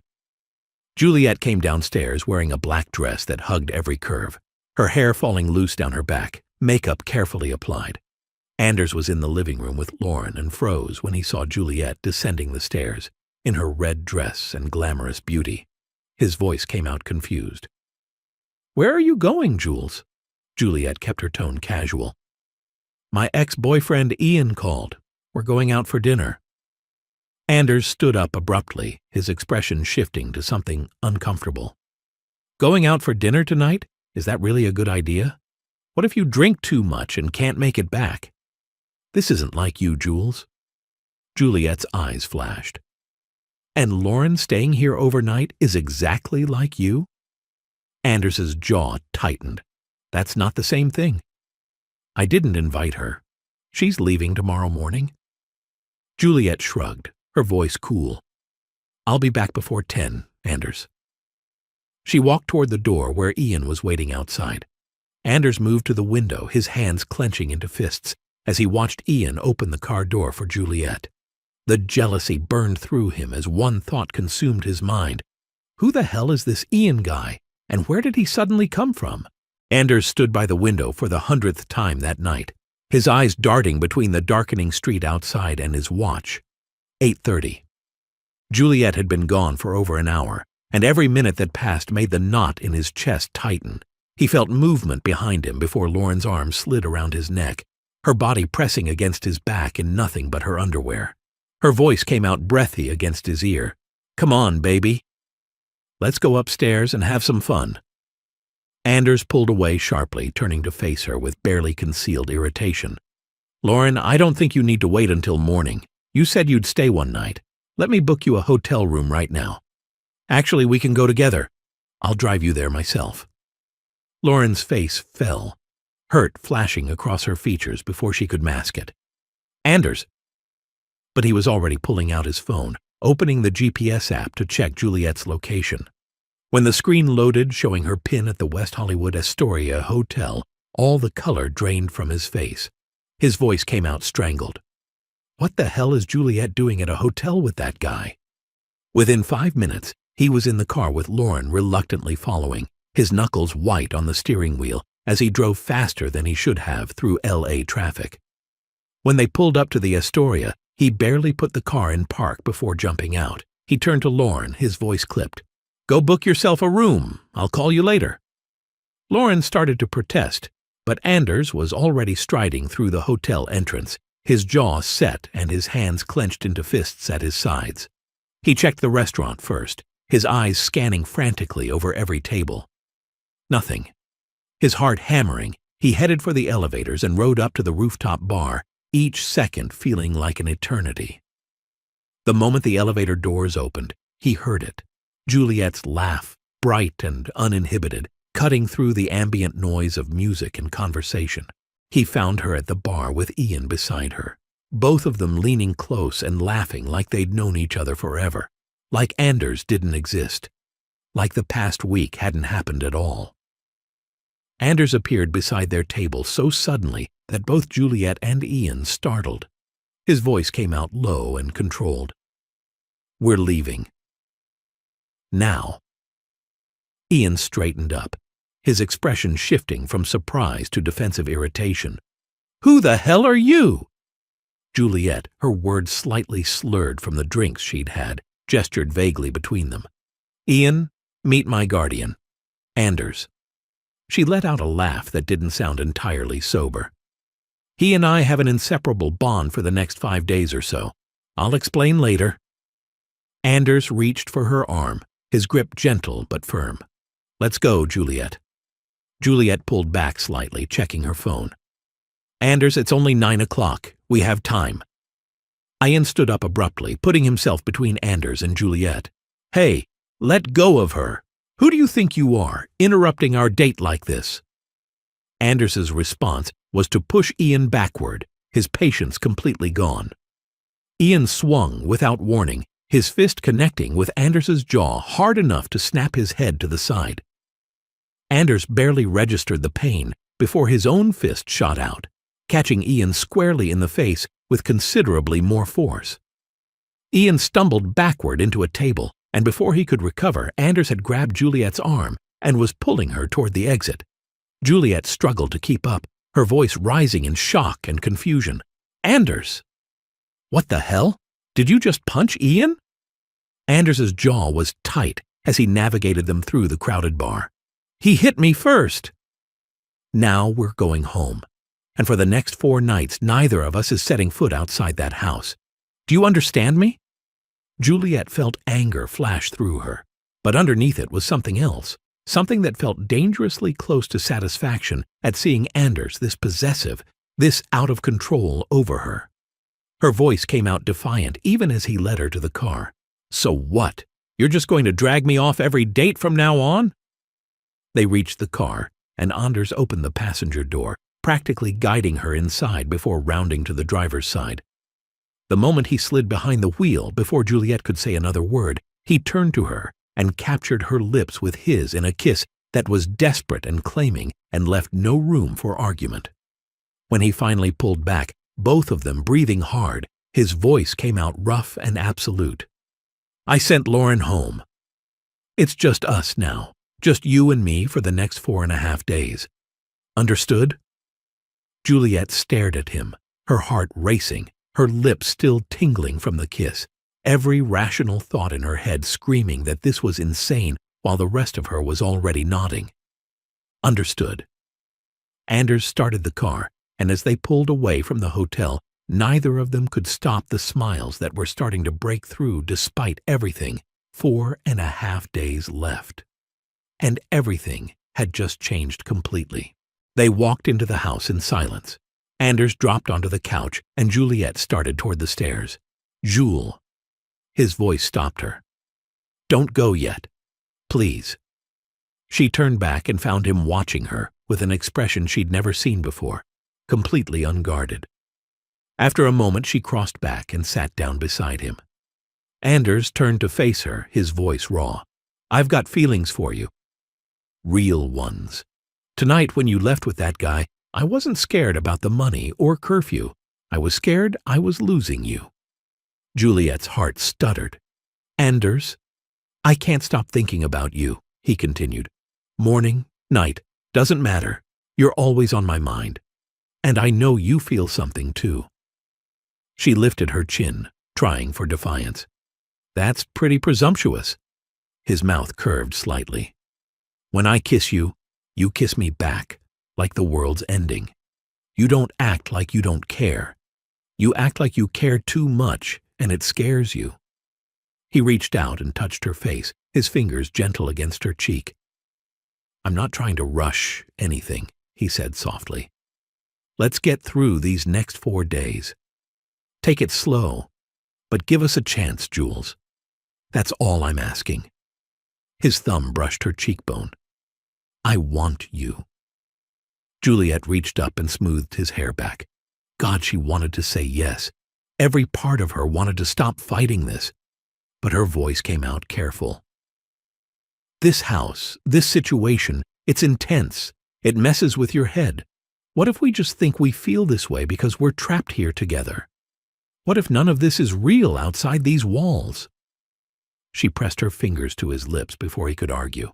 "After it's over, when we're not stuck here for money, let's talk about it then, when we can see straight." She managed a small smile. "Right now, I'm exhausted. I need to sleep." She stood before her. Resolve could crack. As she climbed the stairs, her thoughts tangled. She wanted him with an intensity that should terrify her. But the logical part of her brain kept throwing up red flags, reminding her that people didn't change that fast, that this could fall apart the second they weren't forced together. She closed her door and leaned against it. Her mind was at war. Half of her wanted to run back downstairs and kiss him. The other half whispered she'd be an idiot to trust him, that proximity had manufactured these feelings, that she was setting herself up for heartbreak. 4.5 days to figure out if this was real or just dangerous wishful thinking. She got into bed fully dressed and stared at the ceiling, knowing sleep wouldn't come easy. Downstairs, Anders stayed on the couch in the dark, his head in his hands, wondering how he was supposed to make someone trust him when he'd spent most of his life being exactly the kind of guy nobody should trust with their heart. The next 3 days passed quietly. Elodie and James's plans seemed to have failed. Anders and Juliet kept their promise and stayed inside. They gave each other space sometimes, but other times found themselves together naturally, watching movies on the couch or cooking side by side in the kitchen. The attraction between them kept growing, a look that lasted too long. Anders's laugh at something Juliet said, the way she'd catch him staring and he wouldn't look away. But neither of them crossed the line. They'd agreed to wait, to not complicate things more, so they existed in this strange space, drawn to each other but holding back. By the 3rd day, every accidental touch felt electric. Every smile lingered. The effort of staying apart was exhausting. One more day until the 2 weeks were up, and they could figure out what this actually was. But first, they had to survive tomorrow. The 14th morning arrived with deadly silence. At 8 a.m., while Anders and Juliet still slept, Elodie and James slipped through the front door using Morrison's emergency access codes. Each carried a small canister of knockout spray. They split at the stairs without a word, James heading left toward Anders's room, Elodie right toward Juliet's. James moved to Anders's bedside and pressed the canister to his face. The hiss was soft. Anders's eyes fluttered once before his body went slack. Down the hall, Elodie did the same to Juliet. The girl's eyes snapped open for one terrified second before consciousness left her. Within 10 minutes, both unconscious bodies were in the SUV. Anders in his boxers and paint-stained shirt, Juliet in her short silk nightgown. Neither stirred as the vehicle pulled away from the house. Elodie glanced at James, her voice tight with desperation. 2 hours to the cabin. We keep them there until 10 p.m. tonight. If they don't make it back to the house by curfew, the money's ours. James nodded, gripping the steering wheel. This was it, their last chance. And they weren't going to waste it. Consciousness crawled back slowly, dragging Anders through layers of chemical fog. The headache hit first, vicious and pounding, then the bitter taste in his mouth, then the rope biting into his wrists, and he realized with mounting horror that he couldn't move his hands. His eyes snapped open and immediately regretted it as dim light stabbed his vision. He was sitting on rough wooden floor, wrists bound behind his back, ankles tied, and pressed against his bare shoulders. Warmth. Soft, feminine warmth. Anders cleared his throat, wincing at how raw it felt. Jules? Juliet, are you awake? Behind him, she stirred. Anders? Her voice came out small and disoriented, panic creeping in. What's happening? Where are we? He tried to turn and rope pulled taut, pain shooting through his wrists. They were positioned back to back, hands bound together. He could feel every point where their bodies touched, the heat of her skin against his shoulders, the silk of her nightgown sliding with each breath she took. That's when his brain finally processed what they were both wearing. Anders clenched his jaw, using fury to burn through the drug fog. Don't think about it, he told himself. Focus on getting out. Someone drugged us, he said, tugging at the ropes and finding them professionally tied. Knocked us out and brought us here. Some kind of cabin. Juliet pulled against the restraints, her movements jerky with fear, and Anders felt every shift of her body against his. The press of her shoulders, the way her breath caught, the trembling that transferred through their skin. His body responded before his brain could stop it, heat rushing through him that had nothing to do with the situation. Anders closed his eyes briefly, willing himself under control. Not the time, he thought desperately. Definitely not the time. She sucked in a sharp breath. Who would do this? James and Elodie. The names came out bitter. They knew we'd keep making it home, so they changed the rules. Get us far enough away that we can't make it back by 10. But how did they even get in? Her voice cracked despite obvious effort to stay calm. Anders checked his bare wrist where his watch should be, stomach sinking. Their family. Morrison gave them emergency access codes, and they took our phones, our watches. We have no idea what time it is. The weight of that settled between them. Juliet's breathing got faster, shallower. Then she spoke, her voice softer than before. If we really can't make it back, what were you going to do with the money before all this? Anders blinked, surprised by the question. I don't know. I haven't let myself think that far ahead. She shifted behind him, settling into a more comfortable position that brought more of her in contact with his back. Think about it now. He let his head fall back until it rested against hers, both of them staring up at water-stained ceiling boards. When he finally spoke, his voice came out quieter than he'd intended. I'd open an art gallery. Not some pretentious place where you need connections, but somewhere real, where talented artists could show their work based on merit. He paused, then continued. And I'd find kids like me. The ones everyone writes off because they're dyslexic or have ADHD. Help them figure out what they're actually good at instead of beating them down with what they can't do. Behind him, Juliet went very still. Then her voice came out thick with emotion. Anders, that's beautiful. You should do that regardless of what happens. You could help so many people. Something warm and tight expanded in his chest. What about you? Her answer came immediately. Buy my mom a house. One with a garden so she doesn't have to work 3 jobs anymore. Set up scholarships for kids like me, smart but broke, capable but trapped. She paused. Maybe help you run Armstrong Industries. Do it better than your father. Anders found himself smiling despite everything. You'd be incredible at it. Juliet's voice held genuine surprise. You really think so? I know so. He wished desperately that he could turn to look at her. You're brilliant, Jules. You see patterns everyone else misses. You understand business instinctively. My father would absolutely hate you, which means you'd be perfect. She laughed, breathless and surprised, and the sound did something to his chest that had nothing to do with their proximity and everything to do with wanting to hear that sound for the rest of his life. Time passed, impossible to measure. Then Juliet's breathing changed, became more deliberate. Anders tilted his head slightly. What are you thinking? She shifted, her movements purposeful now. I used to be a dancer, she said with growing determination. I'm flexible. What if I could flip myself around? Turn us face to face. Maybe we could work on the ropes better that way. His brain caught up a second too late. Wait, how would you even… But she was already moving.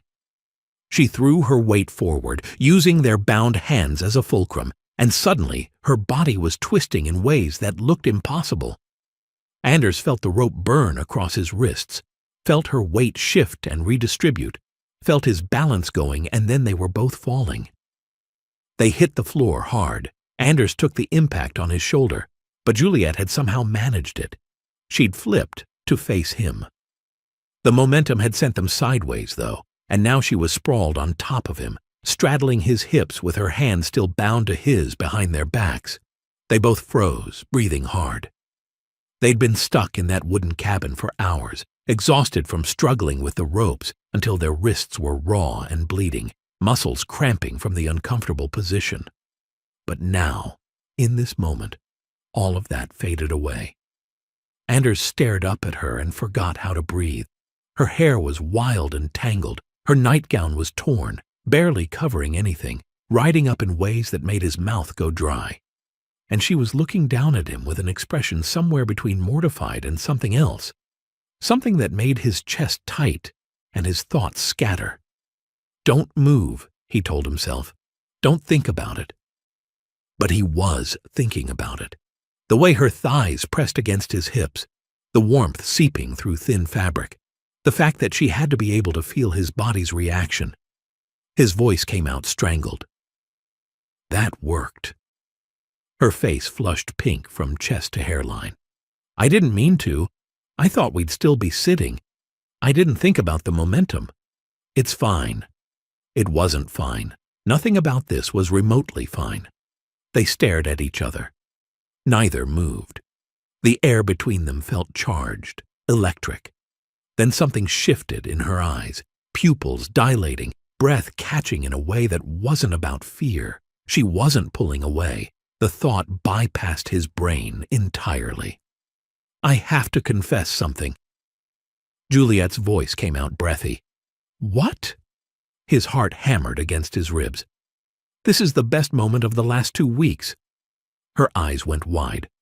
We're tied up in a cabin in the middle of nowhere. Anders held her gaze, unable to look away. I know. She shook her head slightly. We're about to lose $100 million. Something fierce settled in his chest. I know that too. Juliet stared at him like he'd lost his mind. And you think this is the best moment? Raw honesty spilled out before he could stop it. Being here with you, even like this, is better than any moment I've had with anyone else. He had to swallow past the knot in his throat. I can't stop noticing you, Jules. I've tried. Every time you look at me, every time you touch me, I forget how to think straight. Her breath caught audibly. She was leaning down, her mouth moving toward his, and Anders was tilting up to meet her when… She jerked back, eyes going wide. Wait! The rope. When I flipped, something shifted. I can feel slack. She twisted behind her back, her movements causing friction that made Anders bite back a sound. If I can just… There! The rope fell away from both their wrists. Suddenly they were both moving with frantic energy, untying ankle restraints with shaking hands. Juliet stood first on wobbling legs, immediately rubbing her wrists where red marks showed angry against pale skin. Anders pushed to his feet, head spinning, and grabbed her hand. "We need to go," he said roughly. "Right now." They burst out into late afternoon sunlight that hurt after hours in dim interior. The cabin sat in dense forest with no other buildings visible, just trees and more trees. A narrow dirt track led off into darkness. Anders tightened his grip on her hand, orienting by the sun's position. This way. East. They ran, barefoot and barely dressed. They ran through forest that seemed determined to stop them. Branches tore at their feet and clothes. Juliet's nightgown caught and ripped. Anders's chest got scraped by rough bark, but they kept moving, hands clasped so tight both their fingers went numb. Finally, they broke through onto a two-lane highway. A car approached from the north. Anders stepped directly into the road, waving both arms desperately. The driver, a middle-aged woman, pulled onto the shoulder, taking in their appearance with alarm. Anders was already moving toward the passenger side. "We need a ride to Malibu." "It's an emergency." Juliet stepped forward, keeping her voice steady. "Please, we were kidnapped. We need to get home before 10 p.m. tonight or we lose everything." Something in Juliet's face convinced her. She hit the unlock button and they scrambled into the back seat, still holding hands. Anders immediately checked the dashboard clock and his stomach dropped. 9:15 p.m. 45 minutes. Maybe less. The woman drove fast, pushing speed limits, but city limits still took 30 excruciating minutes. She pulled over on a busy corner, her expression apologetic. "This is as far as I can go. My daughter lives nearby and I'm already late. Good luck. I really hope you make it."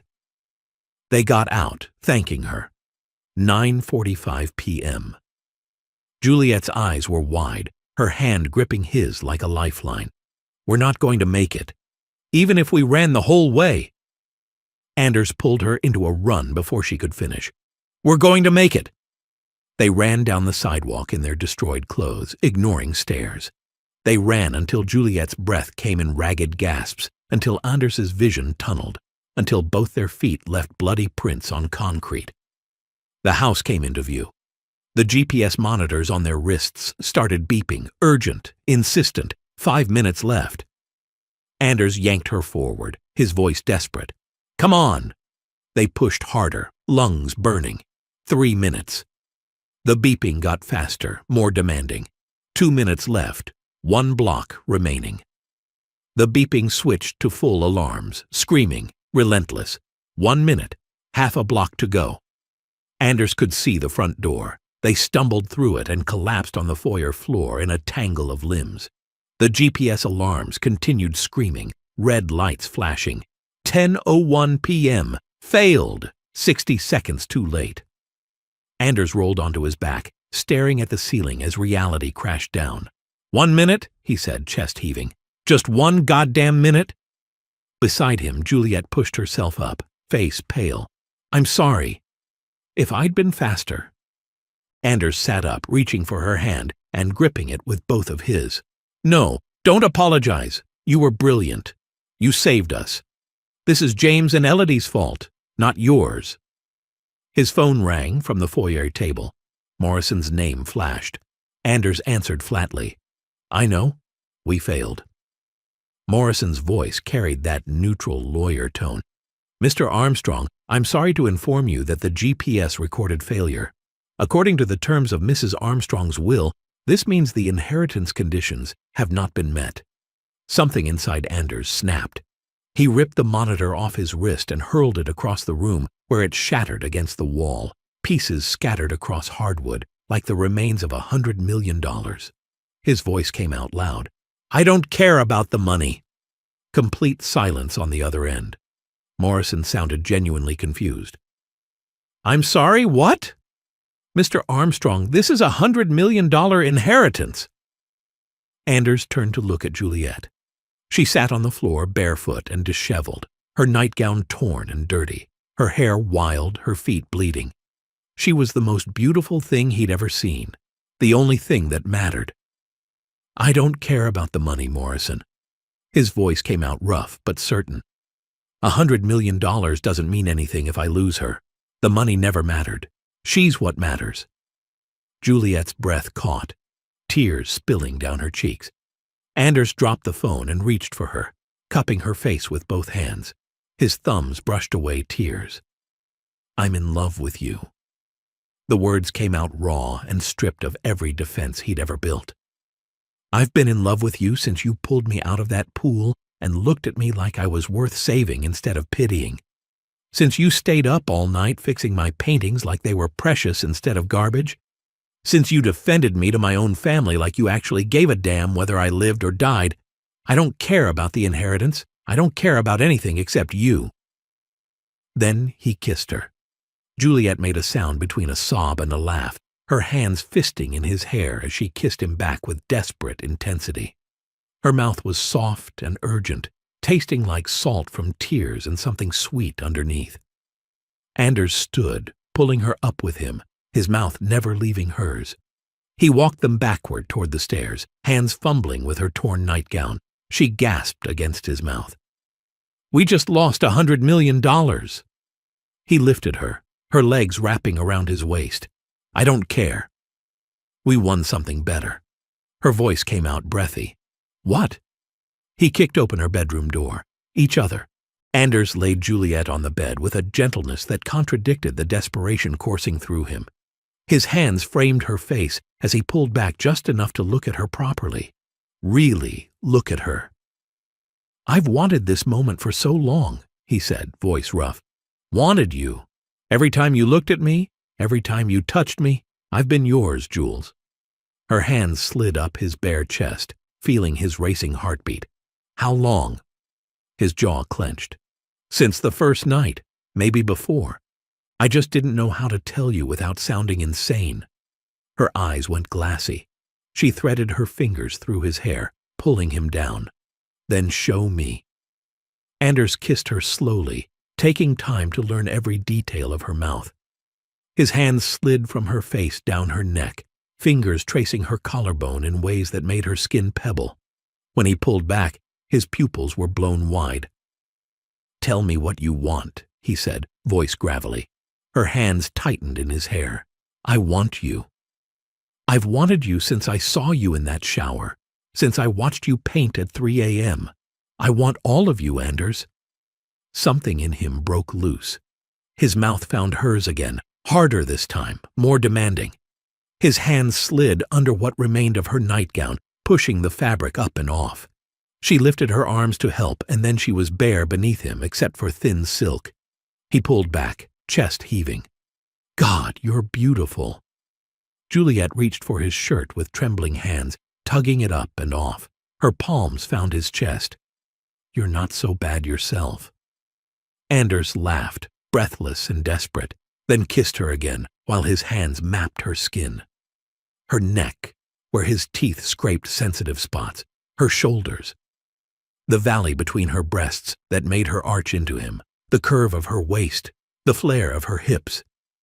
Every touch pulled sounds from her throat that he memorized, learning what made her breath catch and what made her moan his name. She gasped when his mouth found her pulse point. Anders. Please. His voice came rough against her throat. Please what? You.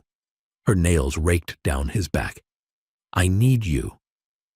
Now. Anders groaned, the sound vibrating through her. His hands found the last barrier between them, removing it with shaking fingers until nothing remained except skin and heat and desperate need. When he finally settled between her thighs, they both went completely still, just breathing. His forehead pressed against hers, eyes locked on hers with intensity that stole her breath. I love you. I need you to know that. Her hands cupped his face, eyes bright with emotion. I love you too. So much it terrifies me." Then he moved, and Juliet's world narrowed to just this, just him, just them, just the feeling of finally being whole. They moved together with intensity, born from 2 weeks of tension finding release. Anders kept his eyes open, watching every expression that crossed her face, learning what made her gasp and what made her arch against him. Juliet met him thrust for thrust, her nails leaving marks on his back, her legs wrapped tight around his waist, her mouth on his neck whispering his name like prayer. When the tension finally broke, it shattered them both. Juliet cried out his name, her body arching as waves crashed over her.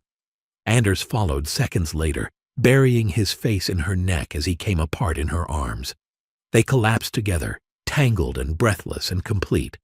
Anders pulled her against his chest, wrapping both arms around her. His lips pressed soft kisses against her temple, her cheek, her mouth, gentle touches that promised everything. Juliet traced lazy patterns on his chest with one finger. What happens now? Anders pressed another kiss to her hair, arms tightening. I don't know, but whatever it is, we'll figure it out together. She echoed softly, together. They lay there in the dark, wrapped around each other, and neither felt like they'd lost anything at all. Morning light filtered through the curtains and struck Anders's face, pulling him slowly from sleep. His body felt heavy, pleasantly exhausted in ways he'd never experienced before. Warmth pressed against his chest, soft, feminine warmth that made last night's memories flood back in vivid detail. Juliet was sprawled across him, naked and completely unself-conscious in sleep, one arm thrown over his ribs and her face buried against his shoulder. Her dark hair spilled across both their pillows in wild tangles. Anders tightened his arms around her instinctively, not ready for this moment to end. We lost everything, and somehow gained everything that actually matters. Downstairs, the front door opened. Anders's eyes snapped open fully, his body going tense. Footsteps echoed through the foyer, multiple sets of them. Voices murmured, too low to make out words, but unmistakably present. "Jule," he whispered urgently, giving her shoulder a gentle shake. "Wake up. Someone's here." Juliet stirred against him, making a small sound of protest before her eyes fluttered open. "What?" "Someone's in the house." Anders sat up carefully, keeping the sheet over them both. Multiple people from the sound of it. Before either could move further, heavy footsteps climbed the stairs. Anders barely had time to pull the sheet higher before the bedroom door swung open without warning. Morrison stood in the doorway, his expression professionally neutral as he took in the scene. Behind him, Anders caught glimpses of other figures in the hallway. His father's distinctive silhouette, James's nervous shifting, Elodie's sharp features. Morrison cleared his throat, his gaze fixed carefully on a point somewhere above their heads. "Mr. Armstrong, Miss Mercier, we're waiting for you downstairs." As of 10 p.m. yesterday, the 2-week period concluded. Everyone is here for the final reading of Mrs. Armstrong's will. Anders felt his jaw clench, anger flooding through him. "Morrison, do we really have to do this here? Right now? You already know we missed the deadline by a minute." Morrison's lips curved into the faintest smile, something almost knowing in his eyes. "We're waiting downstairs. This matter needs to be resolved today. Please join us when you're presentable." He stepped back and closed the door with a soft click. Anders looked at Juliet, whose face had gone pale. She pulled the sheet higher, her voice barely above a whisper. "Oh my God. They're all here? Your father, James, Elodie. Everyone who wants to see us fail." Anders cupped her face, forcing himself to meet her eyes despite the rage burning through him. "We get dressed. We go down there. We face them together." Juliet swallowed hard but nodded. Together. 10 minutes later, they descended the stairs fully dressed. Anders in jeans and a t-shirt, Juliet in yoga pants and a sweater. Both had thrown on clothes in record time, neither wanting to keep the wolves waiting any longer than necessary. The living room had been transformed into something resembling a courtroom. Morrison sat in the center armchair with his briefcase open on the coffee table. Charles Armstrong occupied the chair to his right, his expression cold and closed as he watched Anders and Juliet enter. James and Elodie stood by the window, practically vibrating with barely contained excitement. Elodie's small dog Diva sat in her lap, wearing what looked like a designer collar that probably cost more than most people's rent. Elodie stroked the dog's head absently, a smile playing at her lips as she whispered something to James. James leaned closer to her, his voice low but just loud enough to carry across the room. $100 million, Elodie, the Bahamas. I'll never have to work another day in my life. Just sun and beaches and doing whatever I want. Elodie's eyes gleamed as she nuzzled her dog. Hermes bags, she murmured. All the ones I've been wanting. And Diva, sweetie, you'll get your own Hermes dog carrier. Won't that be perfect? Morrison shook his head slightly, disapproval flickering across his usually neutral features as he listened to their celebration. His gaze moved to Anders and Juliet as they entered. Charles Armstrong's voice cut through the room like a knife. Of course he couldn't manage this either. His eyes fixed on Anders with something that might have been disappointment if it weren't so cold. What has he ever succeeded at? Name one thing. Anders felt Juliet's hand find his, her fingers intertwining with his in silent support. He forced himself to breathe slowly, willing the anger down. Not worth it. He's never going to change. Morrison stood, his professional mask sliding back into place as he surveyed the room. Shall we begin?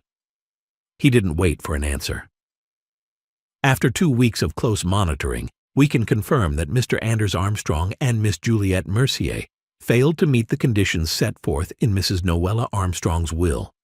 They arrived home at 22:01 last evening, 60 seconds past the final deadline. James pumped his fist in the air with a triumphant laugh. Yes! Elodie clutched Diva tighter, her face flushed with excitement. Finally! Anders squeezed Juliet's hand, his voice steady despite the fury coursing through him. James and Elodie kidnapped us. They drugged us, tied us up, and left us in a cabin miles from here. They're stealing this money through literal crimes. Morrison's eyebrows rose slightly, but he remained calm. Noted, Mr. Armstrong. However what? James interrupted, laughing. We won. They lost. That's all that matters. Morrison held up one hand, silencing the room. However, he continued, his voice carrying authority that made everyone fall quiet, there is one more element to address. He reached into his briefcase and withdrew a sealed envelope, holding it up so everyone could see the wax seal, still intact, unbroken. Mrs. Noella Armstrong left specific instructions for this letter to be opened only at the conclusion of the 2-week period, in front of all parties involved. Silence fell across the room like a physical weight. Charles leaned forward slightly, frowning. What letter? Noella never mentioned. She left many things unmentioned, Morrison said quietly. He broke the seal with deliberate care and unfolded the paper inside. With everyone present, I will now read Mrs. Armstrong's final message. He cleared his throat and began. My dearest Anders and Juliet, I imagine you're wondering, perhaps even angry with me, about why I imposed such unusual conditions on my inheritance. Everyone knows you two have disliked each other since childhood. The animosity between you was legendary in our family, but I hope that during these 2 weeks you've had the chance to truly know each other, to see past the assumptions and resentments you've carried for so long. I hope you've discovered how complementary your strengths are, how Anders's creativity balances Juliet's analytical mind, how your passionate hearts could build something remarkable together. If you're hearing this letter, it means you did not meet the technical requirements of the first challenge, but I'm giving you one final chance. If during these 2 weeks you discovered something more than tolerance, if you found yourselves falling in love, then the inheritance can still be yours. All $98 million, to be precise. The condition is simple. You must marry within 1 year of this reading. Morrison paused, letting those words sink in. Anders felt the room spinning slightly, felt Juliet's grip on his hand tighten until it almost hurt. Morrison continued reading. If this condition is met, then to my beloved husband Charles Armstrong, you receive $1 million only. Not because I don't love you, Charles, but because you've spent years belittling our son. You've refused to see his talents, undermined his confidence, and made him believe he wasn't worthy of your respect. Perhaps this will teach you what truly matters in life. To my dear niece and nephew, James and Elodie, I'm certain you've done everything in your power, ethical or otherwise, to ensure Anders and Juliet lost their chance at this inheritance. You probably think you've won $100 million through your cleverness, but you haven't won, and you've undoubtedly worked hard for nothing. Still, you are my family. I'm leaving each of you $500,000, a parting gift. Use it wisely. Anders and Juliet, I love you both. Build the life I know you're capable of creating together. With all my love, Noella. Morrison lowered the letter, his eyes moving between Anders and Juliet. That concludes the reading. The room exploded. Elodie shot to her feet, Diva tumbling from her lap with an indignant yap. They're faking it! Her voice rose to a shriek. They're putting on an act for the money! They were seeing their exes during those 2 weeks. I saw them! They'll do anything for that money. James nodded frantically. She's right. This is all a performance. How can you possibly? Charles Armstrong sat very still, his hands folded in his lap, staring at nothing. His voice came out quiet, almost to himself. Noella, you did it again. You always did see things I couldn't. Morrison held up one hand, a small smile playing at his lips. There is a solution to this concern. He reached for a remote control on the coffee table and pointed it at the large television mounted on the wall. The house has been under video surveillance throughout the entire 2-week period. For documentation purposes, you understand. The screen flickered to life, and suddenly everyone in the room was watching Anders and Juliet from last night. The footage showed them stumbling through the front door at 22:01, collapsing on the foyer floor, exhausted and bleeding. Then Anders ripping off his GPS monitor and throwing it. Morrison's voice on speakerphone. And then Anders's confession, raw and honest and completely unguarded. I'm in love with you. I've been in love with you since you pulled me out of that pool. The kiss that followed left no doubt about authenticity. And then the footage continued. Anders lifting Juliet, carrying her toward the stairs, their hands fumbling with each other's clothes, his shirt coming off, her pulling at his. Juliet made a strangled sound, her free hand flying up to cover her face. Oh my God, turn it off. Please turn it off. Anders stepped in front of the television, trying to block the screen with his body, his voice sharp with anger even as heat flooded his face. This is a violation of privacy. You can't just show this to everyone. Morrison clicked the remote, and the screen went dark. He shrugged apologetically. We needed proof of genuine feelings. The surveillance was disclosed in the original contract documents, though I understand neither of you likely read the fine print. He closed his briefcase with a decisive click. However, we can also review this morning's footage if needed, the part where James and Elodie entered the house with knockout spray and kidnapped you both. James's face went chalk white. Elodie's mouth opened and closed without sound. Morrison stood, straightening his suit jacket. The inheritance matter is concluded. Mr. Armstrong and Miss Mercier, when you marry within the next year, the funds will be transferred to a joint account along with controlling shares in Armstrong Industries. He extended his hand first to Anders, then to Juliet. It's been a genuine pleasure working with you both. Noella would be proud. He walked toward the door, pausing only to nod at Charles. Mr. Armstrong, your portion will be transferred by end of business tomorrow. James and Elodie practically ran for the exit, neither looking at each other, faces tight with barely suppressed fury. Elodie clutched Diva like a life raft, muttering under her breath about lawyers and unfair contracts. Charles Armstrong rose slowly. He approached Anders and Juliet, placing one hand on each of their shoulders. He opened his mouth as if to speak, closed it again. After a long moment, he simply squeezed both their shoulders once, a gesture that carried more weight than any words could have, and walked to the door. He paused at the threshold, his back still to them. "Your mother always was smarter than me, Anders." Then he was gone. The door clicked shut, leaving Anders and Juliet alone in the suddenly silent house. Anders turned to face Juliet fully, his hands finding her waist and pulling her close. "My mother," he said softly, something like wonder in his voice. "She was trying to push us together this whole time. She predicted we'd fall in love." Juliet's arms slid around his neck, a smile finally breaking across her face. She was the one person who really knew us both. She saw something we couldn't see, that we'd be good for each other, that we could balance each other out. Anders lowered his forehead to rest against hers, his voice dropping to a murmur. "So, Juliet Mercier, will you marry me?" Juliet kissed him, soft at first, then deeper, with a kind of passion that made his knees weak. When she pulled back just enough to whisper against his lips, her eyes were bright with mischief. "I need to think about it, Anders Armstrong. I just started falling in love with you.